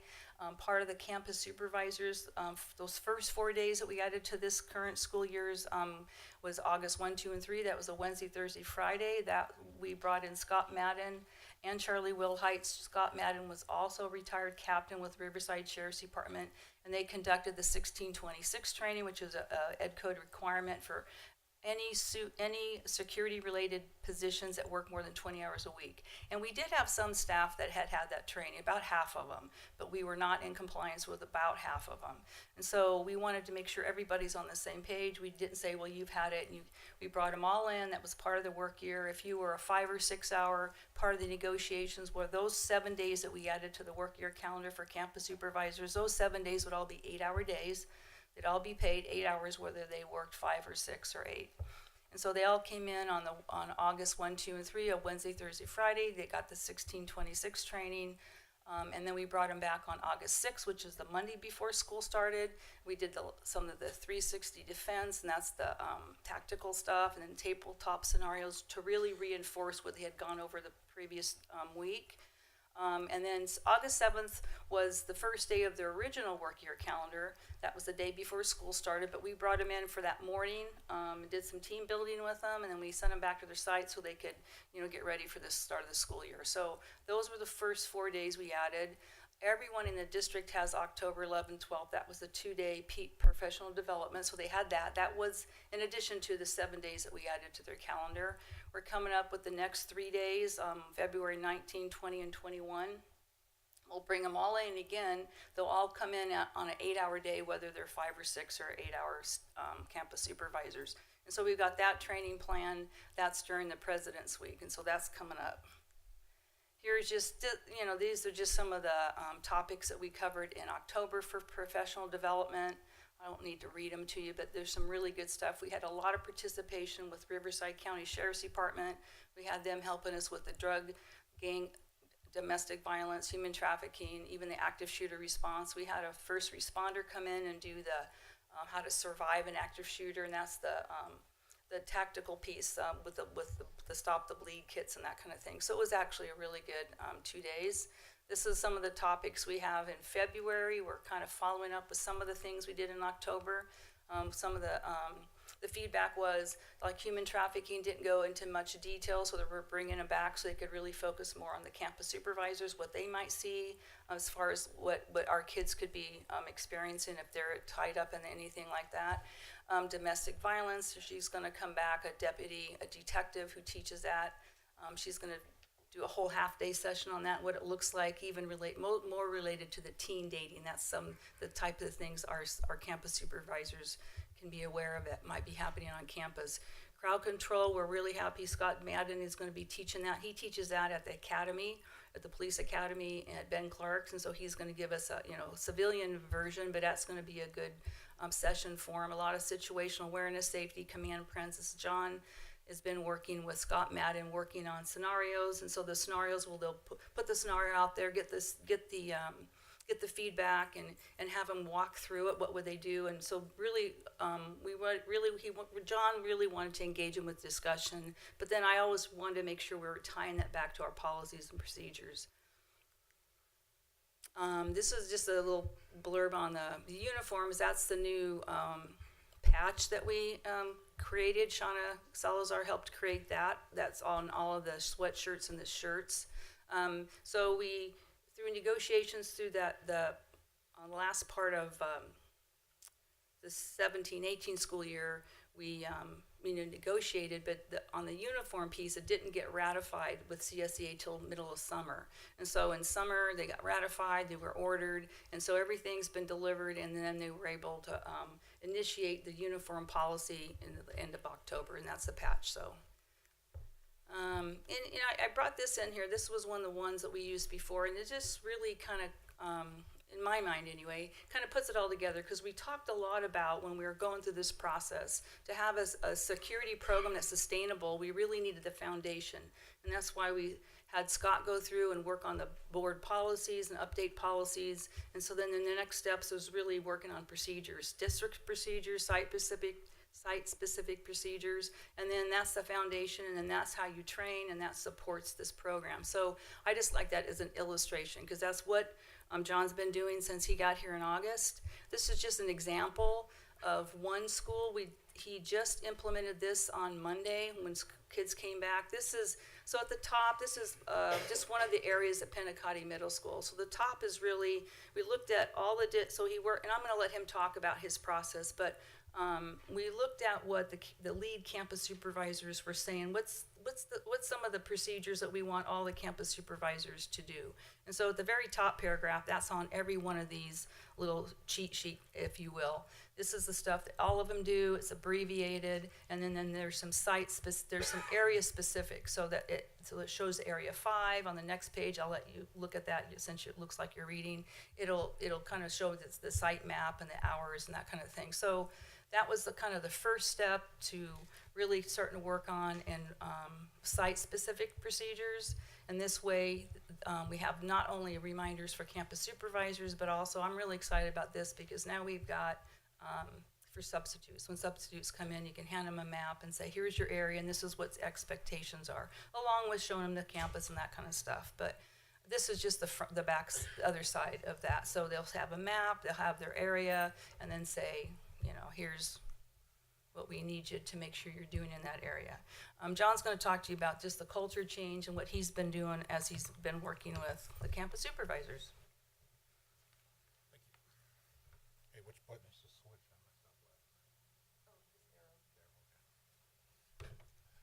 Good evening, everyone. Just getting on these area assignments. Each school has these. They have multiple areas depending on how many people they have working there. So you can have as many as our smaller school that has 4, and our bigger school that may have 10. And then each school in each area has its unique situations. So as Judy was talking about at the bottom, we have those unique things plugged in there. And then the campus supervisors are patrolling these areas. They're not standing stationary posts. They're patrolling these areas, and they're engaging the students, and they're being more proactive. So we talk about the culture change. Currently, I'm working on changing the culture within this team. There's a bigger culture chain that's district-wide, and this is every district. That's a longer process. That's an ongoing, forever kind of process. Everybody's used to certain things, and we'll work on that with your help at a later time. But right now, I'm focused on getting this team around the security concept, the team concept, and we'll talk more about that. So I've really pushed on them that their safety first is the most important thing. If they get hurt, if they get taken down, they're no good. They can't help anybody. They're there to protect students. They can't do that if they're not capable of doing anything because they got hurt. But again, to provide safe and secure locations for our education. The foundation needed for a strong security team. I strongly believe that these terms are our foundation. There are bricks that we're going to build a strong security department on. So I expect and demand those from my folks, and actually it's not that difficult to get from them. Almost all of them are doing it already. And I really need them to take ownership in the schools that they're in. A lot of them are coaches, so it's very easy for them. They've already have that buy-in. But the rest, I want them to take seriously the security that they're providing, and that campus have that ownership. Nothing's going to happen here. I'm going to come to work, and everybody's going to come home in the same position, same way they came to work that day. I've been empowering the lead campus supervisors, in essence, getting them to lead, allowing them to not have assigned areas. They have the entire campus. So they can check on any of the other campus supervisors. They can check on any situation as they listen to the radio. If something piques their curiosity, they can go check on that. They're more available if administration needs them to do something. It allows them to better communicate with the administration and hear what they have going on, what they need to go out to the campus supervisors, and so that communication is getting better. I'm also put them in charge of training campus supervisors, providing training at their weekly meetings. Instead of just getting together and complaining about teacher so-and-so, they're going to have productive meetings, and at the end, they're going to train on something.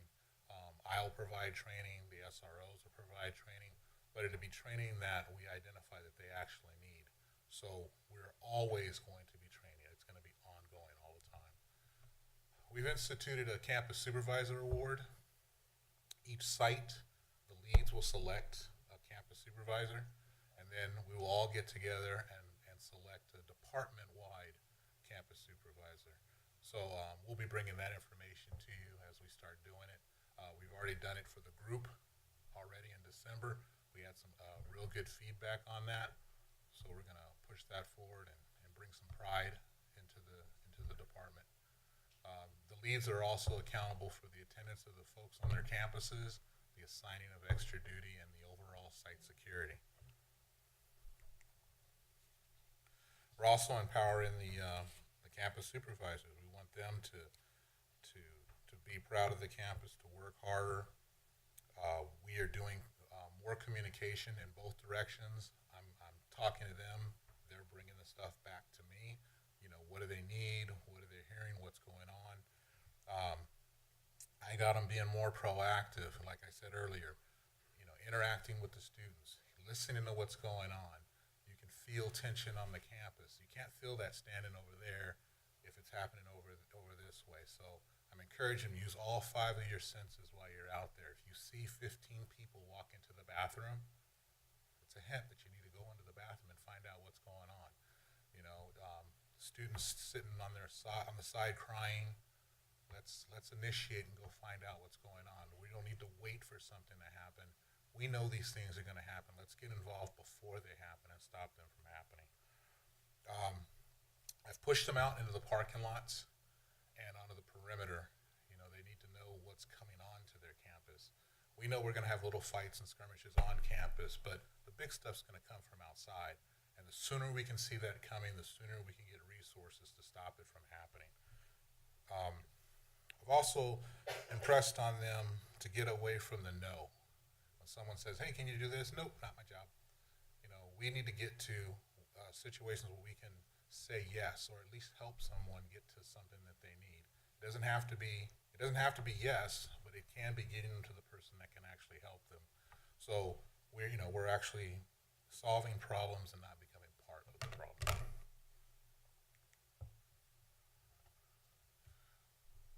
We've also been doing some hiring. I've sat on several interview panels, and we've had a lot of numbers of folks that are coming in that we have to weed through. It's kind of time consuming, but it's rewarding. We've had some interviews, and some people, administrators and campus supervisors who sat on interviews in the past have been really impressed with the level of folks that are coming in and interviewing for these positions. And we're selecting folks with a wide range of experience and knowledge. Older retired young people who are eagerly starting their new careers, backgrounds from law enforcement, security, schools, you name it. We're getting everybody. And that's just going to build our team, build that foundation, and make us stronger as we move forward. We're also doing training for the campus supervisor substitutes. We're spending an hour and a half, 2 hours reviewing our policies, procedures, and expectations with them. And so that when they walk on a campus, they're not walking in not knowing anything about what's going on out on our campuses. We've seen a difference. I've already heard a difference from my guys out there saying, I don't have to go through every little bit with these guys. They've already have a little bit going on. That in addition with these new maps and expectations in writing, makes it easier for us to get to work, put them out there, and have them do what we need them to do. We talked about these maps and what we need to do. The campus supervisors, along with the campus supervisors and the leads work together to come up with this information. I asked them to develop it for me, write it up for me, and get it to me. We're going to continue to look at that and make changes to it. I mean, the beautiful thing about security, it's always evolving. It's always changing. The issues we have today will be different tomorrow. We're going to have to change to meet those challenges. So we're going to be constantly looking at our procedures and changing them. And did you want to go over the milestones? Or you want me to? Well, I think what the whole purpose is then to continue to refine those site-specific procedures, expectations. It's like you said, soliciting feedback and keeping up on everything, right? The goal for those procedures, policies, procedures is to actually also he's working on creating training materials for substitutes. That's part of, and I just want to give a shout out to HR because that's part of their new onboarding process that they're doing with substitutes, bringing in big groups of people, putting them all together, working them through the process. And I just appreciate the fact that they did that, and they brought in included training. So Kirk worked with bringing John in so he has time to work with those substitutes or potential substitutes. And so creating training materials for them. We're working on an inspection tool to support the expectations and document processes on campuses, policies and procedures. Ultimately, I want that to work into itself into a manual and that kind of thing, so we could just keep it sustainable. So it's not just something you're telling somebody. We have it, it's documented. We can always update it, but then there's materials and resources for somebody who's new, somebody changes, and we're not always trying to start over with somebody. And then based on our previous presentations, we have one more board update coming in May.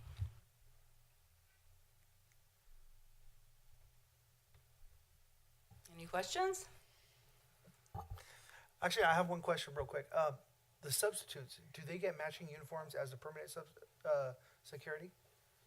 No, well, we provide them with what are they called, vests, and what I ask them to do is try to match the uniform as much as possible. The black pants, a light colored shirt, and then they put the vest on top of it.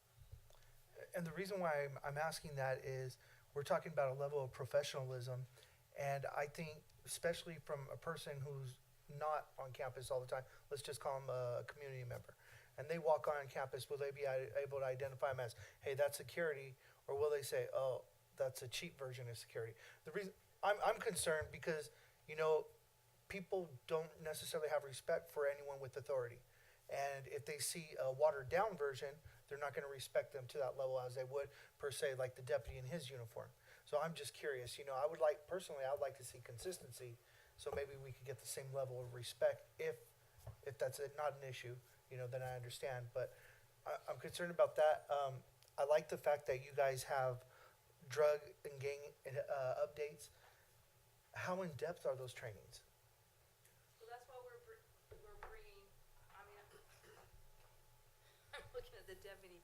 I'm not a gang or drug expert, so I think they're always really interesting. So they talk about identification, they talk about what they can do, they talk about symptoms, how to recognize when somebody's under the influence of certain things. They're certainly not going to be, I forget what that drug recognition expert, DRE, they're not certified to that extent as far as our campus supervisors, but we've got people with that type of credentials and you saw part of what we did last week, right? And so we're bringing them back again, and we just continue to bring them back. And so mostly it's about trends, so because drugs change, all the things that kids are doing and what they're, the drugs are and how they use them. So we're always just bringing that back to kind of keep, and honestly, it's a good conversation because campus supervisors are going to see stuff, and then they can say, well, I've seen them use this, and then the deputy can say, yeah, that means this or that, but so I don't know how to answer your question other than we just keep bringing it back.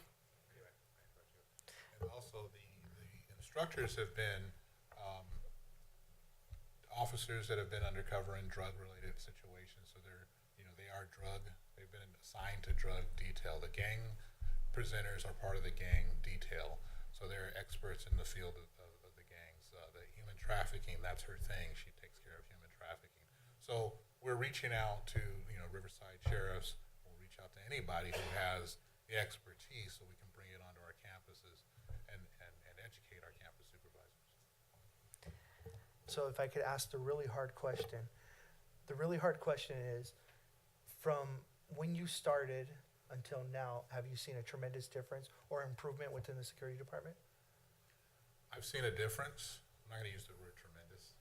I've seen a difference. This is not a overnight process. This is not a 3-month process, a 4-month process.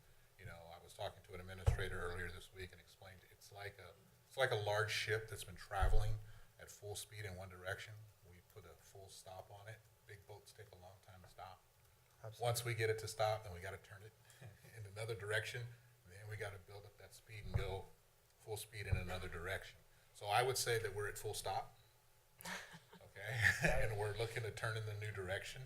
I love it. And it's going to take time. We're gonna hit potholes. We're going to make some mistakes. We're going to have to make some adjustments as we go along. That's just the nature of the beast. That's the way it goes. But I'm confident that we're definitely gonna meet our goal to become one of the best security departments in the state. So we will Oh, beautiful. That's what we want to hear. And Mr. Mr. Garcia, to answer your, I was going to try really hard not to interrupt one presentation, but I guess I just can't.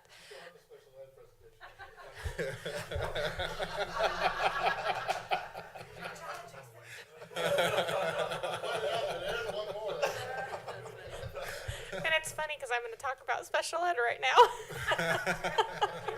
So as you know, we are just embarking on this journey, and you did a great job describing that.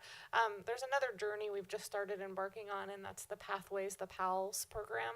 And Cindy Barris so graciously offered to, if we wanted to do a uniform policy for substitutes, it would be a great work experience opportunity for her students, her 18 to 22-year-old, to launder and that sort of thing. But again, new programs take time, so it is one of the options that we're looking at for the exact reason that you mentioned, for the professionalism. So we are exploring different options. I hope that offer still stands.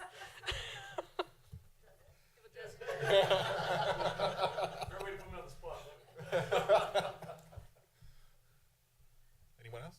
Sure. I just had a couple of questions. On some of the activities, they're not activities, but the damage, the property damage that the students inflict upon the site, tagging, the destruction of the bathrooms. How is that going? Is it any better? Well, it's funny you mentioned that. When I talked about the Campus Supervisor of the Month award, one of our campus supervisors at Heritage High School, one of the things that we've been pushing and doing is photographing any tagging that you see. The campus supervisors are photographing it, and then they're emailing it to the school resource officer, so we're keeping a record of it. He religiously does that. He's taking these pictures, and as he's walking through the campus, on a backpack about this, he sees the writing on a kid's backpack. This is what we're talking about: interacting, paying attention, looking at the kids, talking to the kids. He brings the kid in, has a conversation with them, and lo and behold, when it's all said and done, now we have an entire tagging crew we've identified, and they were tagging in Menifee and Paris. We're talking tens of thousands of dollars worth of damage. So I hope that answers your question. It's difficult to stop, but we are, getting these guys to go in the bathrooms more often, paying attention. You see, like now it's clean because we had a break. Go into those bathrooms, they're clean. Now you see writing. Check the camera, see if we can see who just came out. We're working hard to try to limit that kind of damage. Okay, that's good. We used to do the same thing when I worked there. You actually had a binder, and you could identify tagging crews. I think that's very effective, so I'm glad you and do with that. the deputy taking the picture, giving the deputy the picture, and then they get the information, and there's a county-wide program that you can go into, and that's how we were able to track the people that we busted, track their damage route all the way through Paris and Menifee. Okay. Any new that stands out drug concerns? These vape pens and. Yeah, vapes are always interesting. We had the other day with the administrators, we had a really good presentation. I think everybody learned a little something about vapes. They showed us one that looks like an inhaler that the kids they're using as vapes. They're getting real creative. Well, I don't know how creative they're getting. The people who sell them are getting really, really creative to make sure they can sell to these kids and these kids can use them. Okay. I'd be interested to talk to you and get updated at another time. Absolutely. So we don't take too much time here. We got to get through the other stuff. But thank you, John. Appreciate it. Okay. Thank you. Anybody else? All right. Thank you, everybody.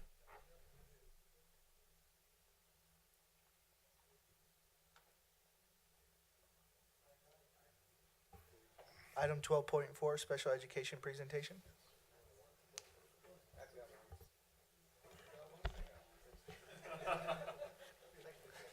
So at this time, for the board, we have a special education presentation. This is an annual update that we provide in regards to our enrollment numbers. And so today we have Cindy Barris and also Emil Alzabedi, our directors of special education, will be doing a presentation for us today. Good evening. Happy New Year, everyone. Board President, Mr. Grant, Mr. Garcia, I'm sorry, distinguished board members, Superintendent, Mr. Bennett, our cabinet, phenomenal cabinet. Thank you very much for allowing us this opportunity to come up and talk about all things about special education. My name is Emil Elzabady, as shared. My esteemed colleague, Ms. Barris. We're going to go through these slides and answer any questions that you have. So, okay, you do have the presentation in front of you in case. You do, yes. But the slides probably show a better picture. There you go. So we're going to first talk about current trends in California, across the state of California, and you'll see that in the last 4 years, we've seen a 9.8% increase for students identified as needing special education services. When we look at Riverside County, we've seen a 13.7% increase in regards to students identified, again, for special education services. And then in our own district, we've seen a 30.7% increase. That's actually a good thing because we're bringing our programs back and bringing students back into our districts. So what we're going to do is we're going to take an in-depth look at our district view. So when I give you some rough numbers, the reason why I give you rough numbers is those numbers are calculated every day. So we get new enrollments, those of you who work at schools or have children in schools, your kids come home and tell you, we got a new kid today, and it's in the middle of the semester. And so we do enroll students every single day.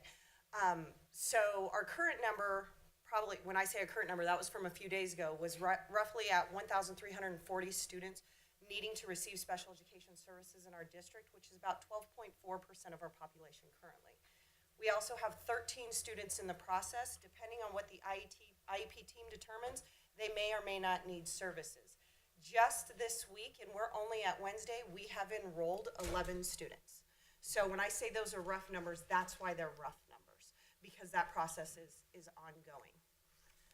So we look at trends within our ethnic groups. What we show on the left-hand side, you'll see the blue numbers. That's our district population.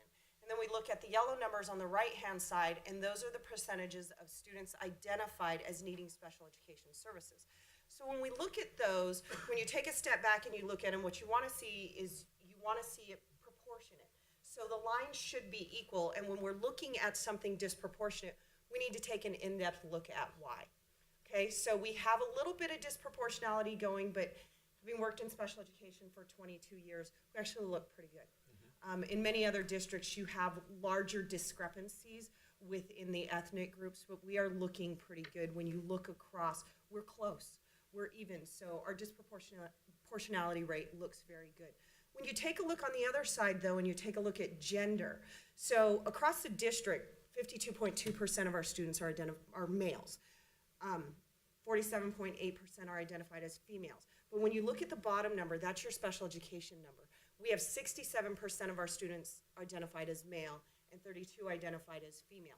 In all honesty, that is a common trend. If you take a look district-wide, I'll give you an honest answer, more boys are identified at a younger age just due to kind of a maturity level. A little bit rambunctious. I'm a mother of a son, so I get that. My son was way more rambunctious than my daughter. So looking at our grade breakdown, this is a very, very interesting slide. And so you're going to want to really take note about this slide. So when we look at our 7th grade numbers, the percentage of students identified for the district is 12.1%. In 8th grade, you've got 19.5. In 9th grade, you've got our highest. 9.5. Thank you. Thank you. 9.5. In 9th grade, you've got our highest at 13%. 10th grade, you see it kind of level off at 12.9, and then you see it start coming down in 11th and 12th grade. The reason why this slide and that area in particular is so interesting is it's very telling to us. In 7th grade, those students come identified to us. So they come to us. That's why our numbers are so large. In 9th grade, the same thing. That's why you're seeing these big gaps. And then when you look in the high school, 10th, 11th, and 12th, we start leveling off.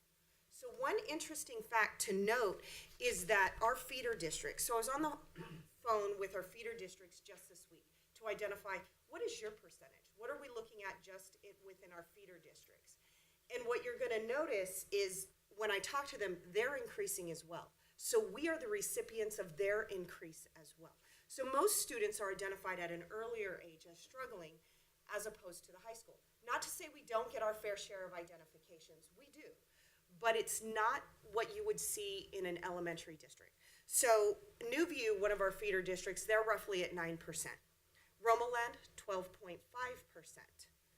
Paris L, 11%. Our largest feeder district is Menifee. They're at 15%. That's a high number. You know, when we looked at our number and we're at 12.4, we are the recipients of that 15%. And when our fellow directors are telling me, Cindy, those numbers are increasing, you need to understand they're increasing all over the place. So that's why you see those large numbers in 7th and 9th. So when you look on the right-hand side of our identified homeless population, 6% of them are identified as needing special education services. 1.2% of our foster youth is also identified as needing special education services. So let's take a look at a more specific look in terms of our own programs here, starting with Penacade. We currently have 155 students in our specialized academic instruction classrooms, or SAI. We have 10 students in our severely handicapped classrooms, or SH classrooms. And we currently have 15 students in our emotionally disturbed, self-contained classrooms, or ED classrooms. When you look at last year's numbers, we're at 155 students. This year, we're at 180 students total, in a sense. That's a 15.1% increase identified as needing special education students. When we look at Heritage High School, we're looking at 361 students in our SII classrooms, 30 in our severely handicapped, 18 in our ED classrooms, and total number of students last year, 348. This year, 409 students. 14.4% increase. Sorry, I'm sorry. 14.4% of the current population at Heritage High School are students needing to receive special education services. So then we look at Paloma, and at Paloma we have 307 students receiving SAI services, 40 students in our severely handicapped classroom, 24 students in our ED classroom, with numbers of 338 students last year, 371 this year, and 12% identified as needing special education services. At Paris High School, we currently have 195 students in our SAI classroom, 32 in our SH classroom, 18 in our ED classroom, with a number of last year of students of 226, this year at 245, with 11.1 students identified as needing special education services. Now we look at all of our schools. So the good thing about Paris Union High School District is every single one of our schools has no problem servicing our student population. If you are a student who needs services, you have access to all of our schools. So at Paris Lake High School, they currently have 8 students receiving special education services. Last year they had 7. It's roughly about 3.7% of their population. Scholar Plus, they have 7 currently. I'm going to tell you they're going to have 9 in the next few days. Dr. Garcia does a real good job working with us, so we're adding 2 more. That's about 7.9% of their population. We don't even leave out CMI. So CMI, we provide the special education services for CMI. We help oversee them in that area as well. They have 13 students there, and they have a teacher working part-time, teaches some general ed classes, but also she covers SAI services there, and they have 13 students there. That's about 1.2% of their population. When we look at my baby, our Pathways for Adult Life Skills, our PALS program, we currently have 77 students there. I just received some information. One of our subs, Julie Zerold, was telling me, she was giving a presentation. One of our subs said, if you want a feel-good moment, go sub at PALS. Those kids are amazing. So you guys, I commend you for trusting me to bring that program back. We currently have 77 students. We graduated 5 students in December. It's all based on their age. There's kind of a birthday cutoff. So they graduate 5 in December. We will graduate 12 in June. So we are very, very excited for that program. We are opportunities working throughout the district. CNS has partnered with us. Our kids are doing great. We have about 16 working at Texas Roadhouse. Kids, all 16 of those kids have their food handler's permit. They are earning a paycheck, and they are helping that restaurant continue its success. So when you go there, you're also helping our kids. So shameless plug. Our COE used to, when I say used to, when they had our transition students last year, they serviced 118 of our students. They currently service 40 of our students. 20 of those students are in programs designated for students with autism. 1 student is a student in a program for emotional disturbance. 15 medically fragile students, and that's from grade 7th all the way through age 22. These are very high need students that we just don't have the the capacity for, they have to have nurses within those classrooms. So they do a great job. RCOE also services our expelled students, special education students. If they are expelled, we can do a change of placement there, and they do come back and forth. That's why we don't have a number for that. But they are coming back and forth and doing great work. Things we'd like to consider. You were given a board presentation, I want to say last board meeting, on the budget. There was a large number there of our special education contribution. So when we are looking at things to consider, that's what we want to consider. When we brought back, when you guys entrusted us to bring back that PALS program, that was a cost savings of about pretty close to $900,000. And this first year, we knew it was going to be a little bit less because we had some first-time startup costs. So next year, that cost savings should be even more. Not to mention, every year the cost goes up when we ask the county to provide a service for us. Not to say that they don't do a great job, but if there are kids and we can bring them home, why not do the job ourselves? And we've got quality people. So when we take a look at, okay, I'm not really sure what I did, but there, the last side says things to consider. Sarah, can you help me? It's on. It's just me, I'm sure I did something. So we'll just go ahead and talk about it. You guys do have it in front of you. It's things to consider. There it is. It's a short slide. So when we look at that contribution, we're always trying to help the district. What the district might want to consider in the next coming year is a transition of that autism program, those 20 kids, to bring those back. Those 2 classes are over at Temescal Canyon. We bus our students. Those 2 classes are full of our kids. Those 20 kids, every single one of those kids are ours. So we bus those students, our kiddos, all the way over to Temescal Canyon. We spoke to a mom. We were in an IEP meeting today. It's a great program. We can run the same program, but her kids get up at 5:30 to go to that school. We need to focus on compliance. The state and the federal government have changed the way that they're looking at compliance. They are over us, and special education is a huge compliance factor. If we do not focus on compliance, you're going to see our legal fees go up. So what we want to do is we want to get ahead of the game. So what we need to do is we need to focus on training everybody, not just our teachers, our paras, everybody, our administration. So that's something that we want to consider focusing on. The expansion of our C's program. You guys saw those ED figures. We also have 29 current students in non-public schools. If we expand some of our C's program, we may be able to bring that back. I'm going to give you a shameless plug. One of the students that we saw in the presentation that was talking about, I want to say he's from Heritage, he was talking about his presentation. That's a kiddo that we brought back from a non-public school this year. We can do some great work with our kids, and he's doing phenomenal. He's on track to graduate, something that hadn't been. So I do know that I'm on my way out, but absolutely have the utmost confidence in this gentleman. I've known him for a long time. So when I say these things to consider, he can consider these as well as you do to kind of help with that $12 million contribution. We'd like to bring that number down. Humbly, we can do it better. Yes, sir. Thank you. This is one of the areas that I think that I have a unique perspective of, because I just spent 10 years on the Menifee Union School Board. And special education, every closed session we had was a major part of it. Over the last 12 years, I believe we've had about 5 directors, which hasn't helped. One of the things that I spoke with Mr. Bennett about was coordinating with those directors from those feeder districts, because as I understood it, some of the teachers that are involved, or some of the people that are involved with the identification at the IEPs for specialized services, those numbers seem to be going up for reasons other than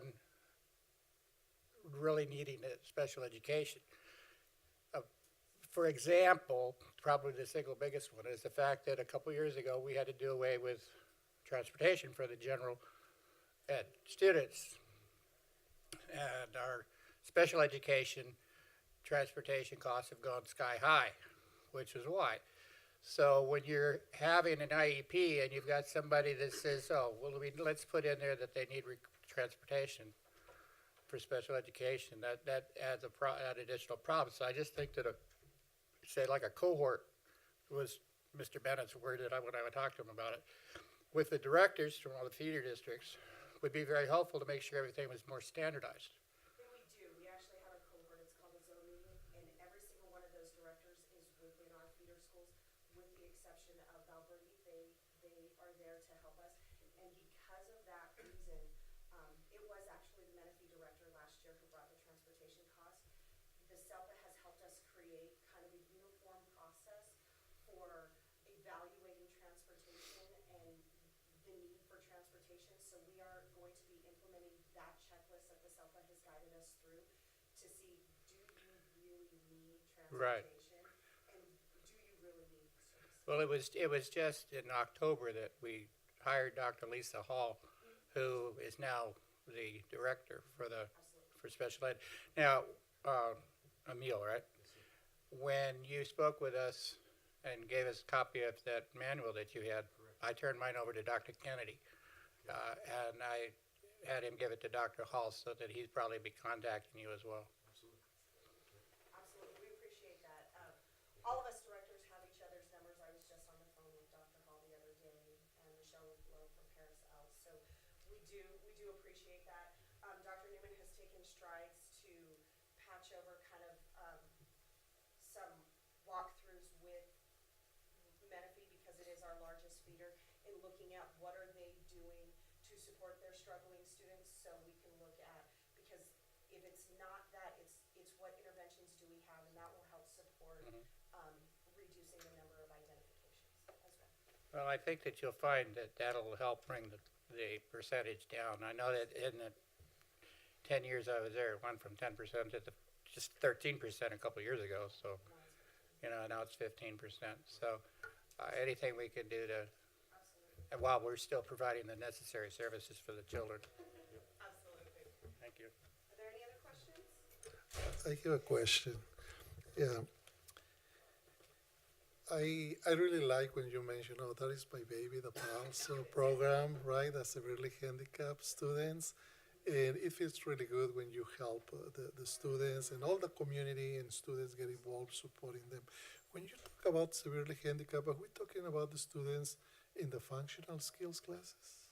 Yes, all the way through. Yes. So these are your students who graduated with their certificate and now Yes. their diploma. So they're all the way from the functional skills learning independence, whether it be how to feed themselves, how to measure, Yes. or even identifying when we need help. Some of them identify, they're learning how to use a restroom on their own. So we're talking functional skills all the way Yes. through, to students who are learning.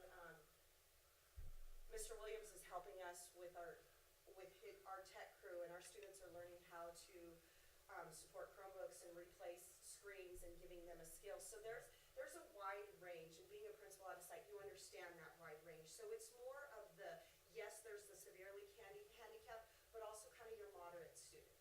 So we range all the way from there up. The only place we don't go is your more your medically fragile. And so being in the field a long time, that's what used to be called your more profound students. Okay. Are any of the students who are taking the functional skill classes, are they taking regular classes? No, at that point, No. when you transition from 18 to 22, Yes. we have to look at functional skills and we have to look at independence as an adult. So regular classes like your history and your science, no. Are we still teaching them reading and math? Absolutely.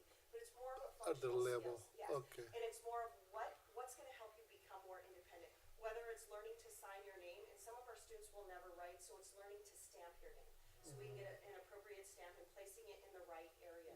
So it's very different for each student, but we will always cover, because it's required, reading, writing, and mathematics, just not in the way we're used to in a high school setting. It's more what reading, writing, and math skills do you need to be independent. Some of our students who can't add and subtract when you're going to the stores to learn the dollar more method. If Handle something costs money. $4.25, they know to give $5 and they're going to get some change. They may not know what the change is, but they know what they're going to need to give and how to identify those bills. So it depends on where they are. Do they take field trips to the Oh, supermarket, absolutely. So take the we go to the bus, and they supermarket, learn those they kind of walk. We are learning things? RTA, the bus, how to work the bus system. So some of our students will be independent and will have job skills leaving our program Yes. to work out in the community. which is why we came up with the pathways and why Shauna helped us with that. Okay. Because it's very specific for each individual kid. Okay. You know, I want to tell you that program puts the I in IEP. It really does. Yes. Trust The, me.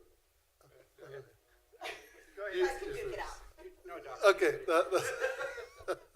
the reason that I was asking is because I had a concern. I received some comments from some teachers, and this is the information that I have received a mail. That there are some students in the functional skills class that are taking regular classes, right? And they are not able to perform and to show what they learn because of the disability, and that the instructional aides are the ones taking the test, answering everything for them. So is that the case? Is that happening? Each individual student's IEP. So when Okay. you look at a more functional skills student, when we talk about modeling what's appropriate, we have to look at in each case as individual. We have to look at why is that student in there. My guess is that student is probably in there more for the social aspect. So they spend a lot of time, so learning to be around typical peers as opposed to staying in a functional skills class all the time. It's been a large legal battle and it is difficult.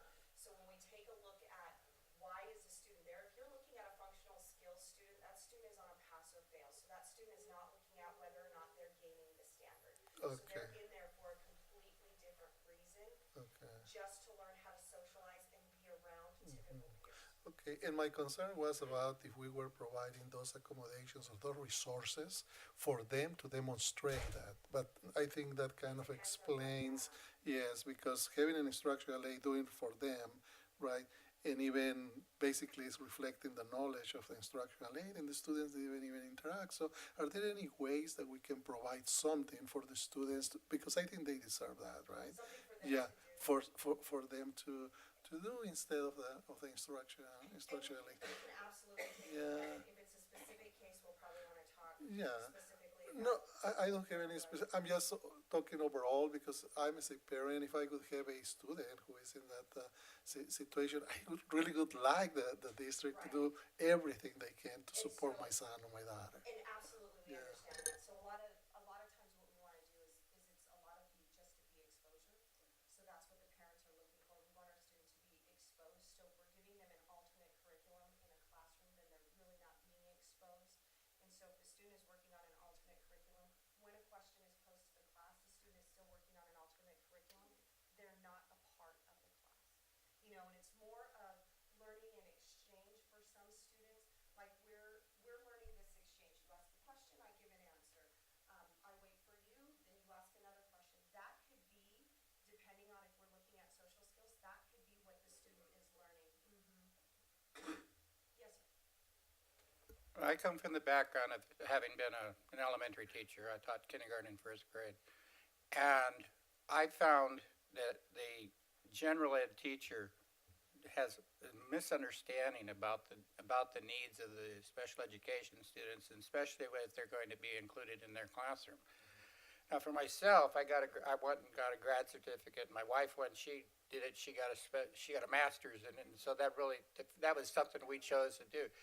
But I think that there should be some more training for the general education teachers who are going to be receiving special education students in their classroom, so that they have some better idea. Because, as you were just pointing out, if they have to respond in a different manner, then the teacher has to understand that that's how they're going to assess them. So what we've done in the past is when we have our October training days, we offer, you know, a class on specifically for general education teachers, more of a special ed one-on-one. What am I looking at? What do accommodations look at? Things of that nature. We will be continuing that progress. When we talked about the things to consider that focus on compliance, that's another key piece. So when I say train all staff, we have to train everybody, our gen ed teachers as well, so they know what to come up, because there are different strategies when you're looking at a student that's eligible for different things in different areas. And what does that mean when you get an IEP for a student who qualifies under SLD and has an auditory processing? I know, I've lived this world for 22 years, it's the only world I know. But if you're a gen ed teacher teaching kindergarten, you may not know. So that's something that we are actually discussing, we are charged with from our fearless leader to come up with a plan to support that. That is something that has to be done before I walk away. ironically, the one high school experience I had with special education students was when I was in high school, which was, 47 years ago. And yeah, there were 12 students that had their own homeroom, and most of them were in wheelchairs. And there was one girl that had a battery operated one, so they'd be traveling around the campus, all of them hanging on to that. I mean, that's where I got the understanding.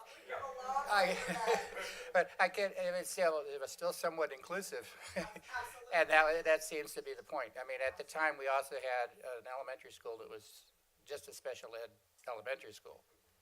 This was in Riverside, and I think that the idea of having them participate more in what was going on with the regular students is beneficial for everybody. Dr. Freeman, last October I actually came on campus, and it was myself and Dr. Gilkey that did a presentation on the different eligibilities and different mental health trends that we're seeing in our general ed classrooms, our special education classrooms, and how that impacts our students. And more importantly, what do you need to do as a teacher to support our students from that standpoint? And the effects that we found were very resounding, that they want more, and it was very helpful from that standpoint. Absolutely. And we will continue. Absolutely.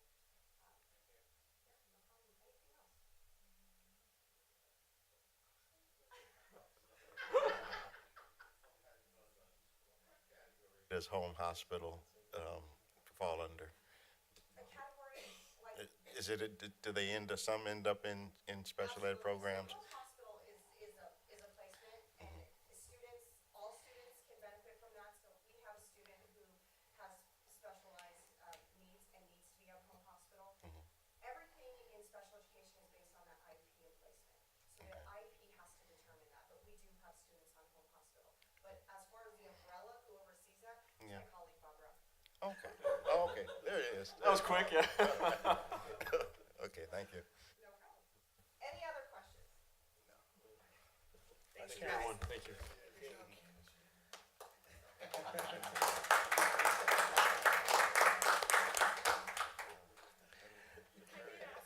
I cut the contribution in half? Whenever you say vote, you put an effort. Why don't you just write it down as a post-it note and pass it along as you think Somebody else can make. All right, next item is 13.1, general functions. Williams Settlement Quarterly Uniform Complaint Report Summary for October, December 2018. 13.2, Discipline December 2018 Monthly Suspension Report. That's also an information item. Item 14.1, Personnel Certificated Personnel Action. This is an action item. Is there a motion? So move. Dr. Arau and Mr. Nielsen, please vote.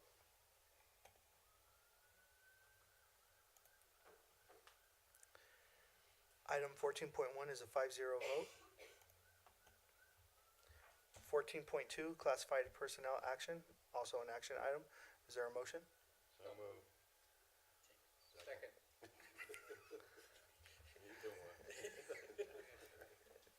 You pick it. Please vote.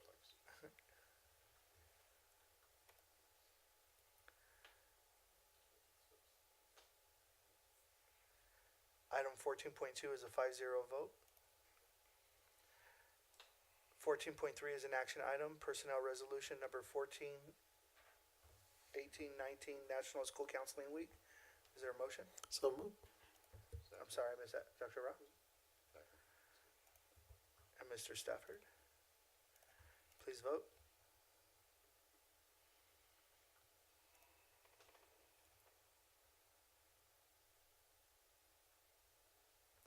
Item 14.3 is a 5-0 vote. Item 14.4 is another action item. Short-term assignment, personnel short-term assignment. Is there a motion? So move. Mr. Stafford, is there a second? Second. Mr. Freeman, please vote.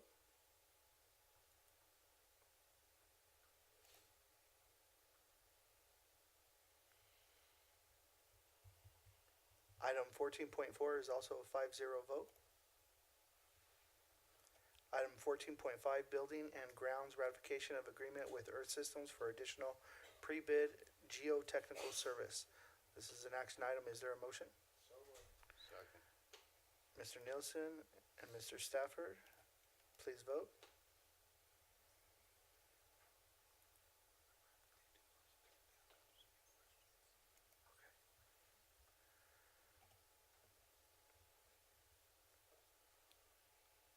Item 14.5 is a 5-0 vote.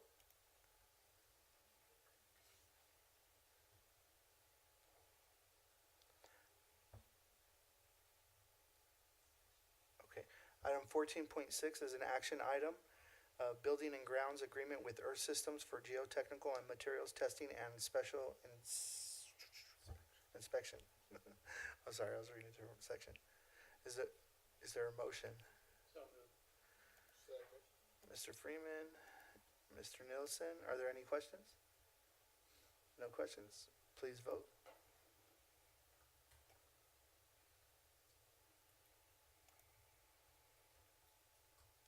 Item 14.6 is a 5-0 vote.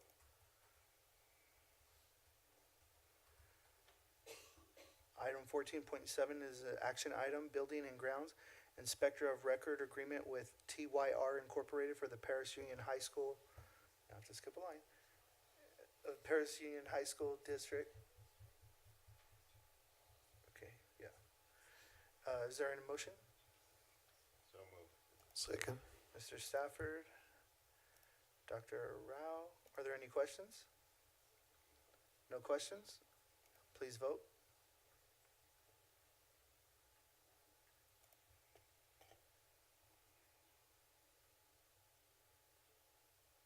Item 14.7 is a 5-0 vote. Item 14.8 is another action item for business. Adoption of resolution number 13/1819, authorizing Paris Union High School District to approve a joint community facilities agreement with the Eastern Municipal Water District and JVRL-220 LLC, and it's revenue. So moved. Thank you. Second. Mr. Nelson, are any questions? Please vote.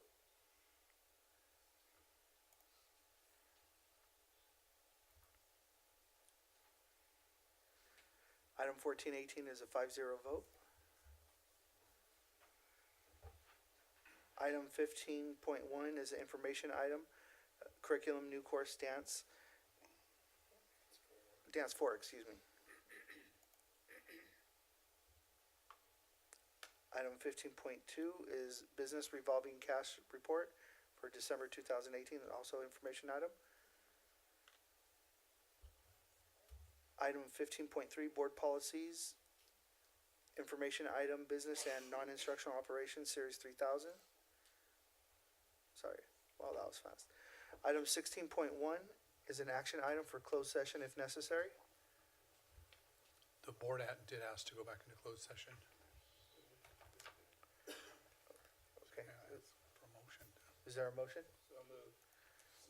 Mr. Freeman and Dr. Rao, please vote.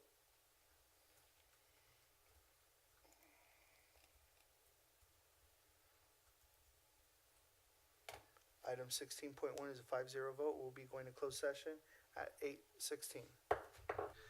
Reconvening at 8:47 p.m. Item 18.1, discipline, board review of discipline matters. Do I have a motion? Mr. Nelson, Dr. Rao, please vote.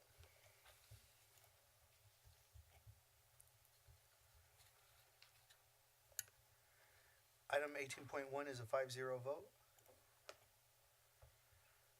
Item 18.2 is an action item, discipline reinstate of student discipline matters. Is there a motion? Second. Dr. Freeman, Mr. Stafford, any questions? No? Please vote.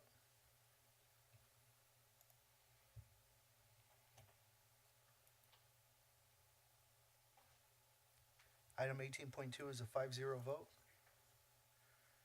Item 19.1, other items by the superintendent. Just one thing we need to talk about is the board members' speaking assignments at graduation this year. So does anybody have any certain school they would like to speak at? Randy, Dr. Freeman? Sorry. Give them all to him. Yeah, this year it's all gonna be one board member. He volunteered for everything. And Paris Lake. Let's bring up the girls' dad. I'll take Heritage. If it's okay, I take Paris High School this year. And I'll let you stay. Let's take Penacony. I'll leave CMI for you. It does. And we're also But, gonna have a graduation Oh, for Paris Lake. you mailed it to me and I was supposed to look. Yeah, you just volunteered for Paris Lake, didn't you? Paris Lake and Paloma. Yeah, Paloma, yeah. So right now, That's where I got I'm scheduled for CMI, but I'm gonna be able, I'll let you know, cause that day I have to pick. So I'm not It's sure. my prerogative as a parent. But I'll try, if so, I'll reschedule with them, maybe we can move it The around. very first time this year because they turned 18 the day before the election. Tony, you were taking Penacony? And Randy? Now, Scholar Plus, I think, is having their own graduation at Heritage. Yeah. In the- When is But that? It won't be with, it won't be, It'll be in the morning. it won't be with Paris Lake. Well, I mean, okay, I meant. What day is that? Scholar online thingy, Scholar Club. Yeah, that's where my daughter's at. I already said I would, so. Okay. I don't mind. I don't mind talking.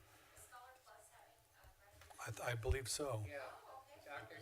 Garcia said it would be It's the their first morning of year. one of the other They're gonna do places. At Heritage? What, Scholar Plus again? I believe so. I'm doing Scholar Club. And Dr. Freeman's doing Scholar Plus, Paris Lake, and Paloma Valley. Sure, why not? I stick my foot in it all the time. we'll get that information out.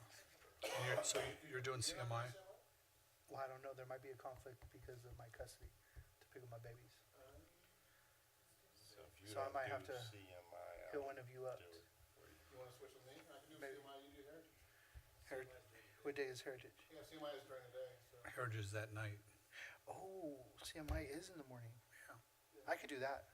Okay, good. CMI, I'll stay with Heritage. Okay, good. I was right. Thank you. That's all I had for the evening. Email me that I'm doing CMI. Thanks.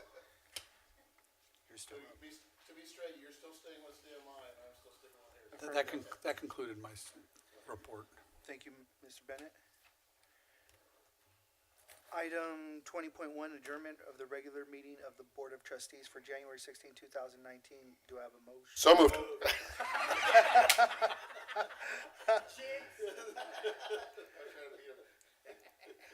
So Mr. Freeman, or Dr. Freeman, and then Dr. Arau seconded. Any questions? Please vote. And we are adjourned at 8:52 PM. Oh, 5-0 vote. Sorry about that.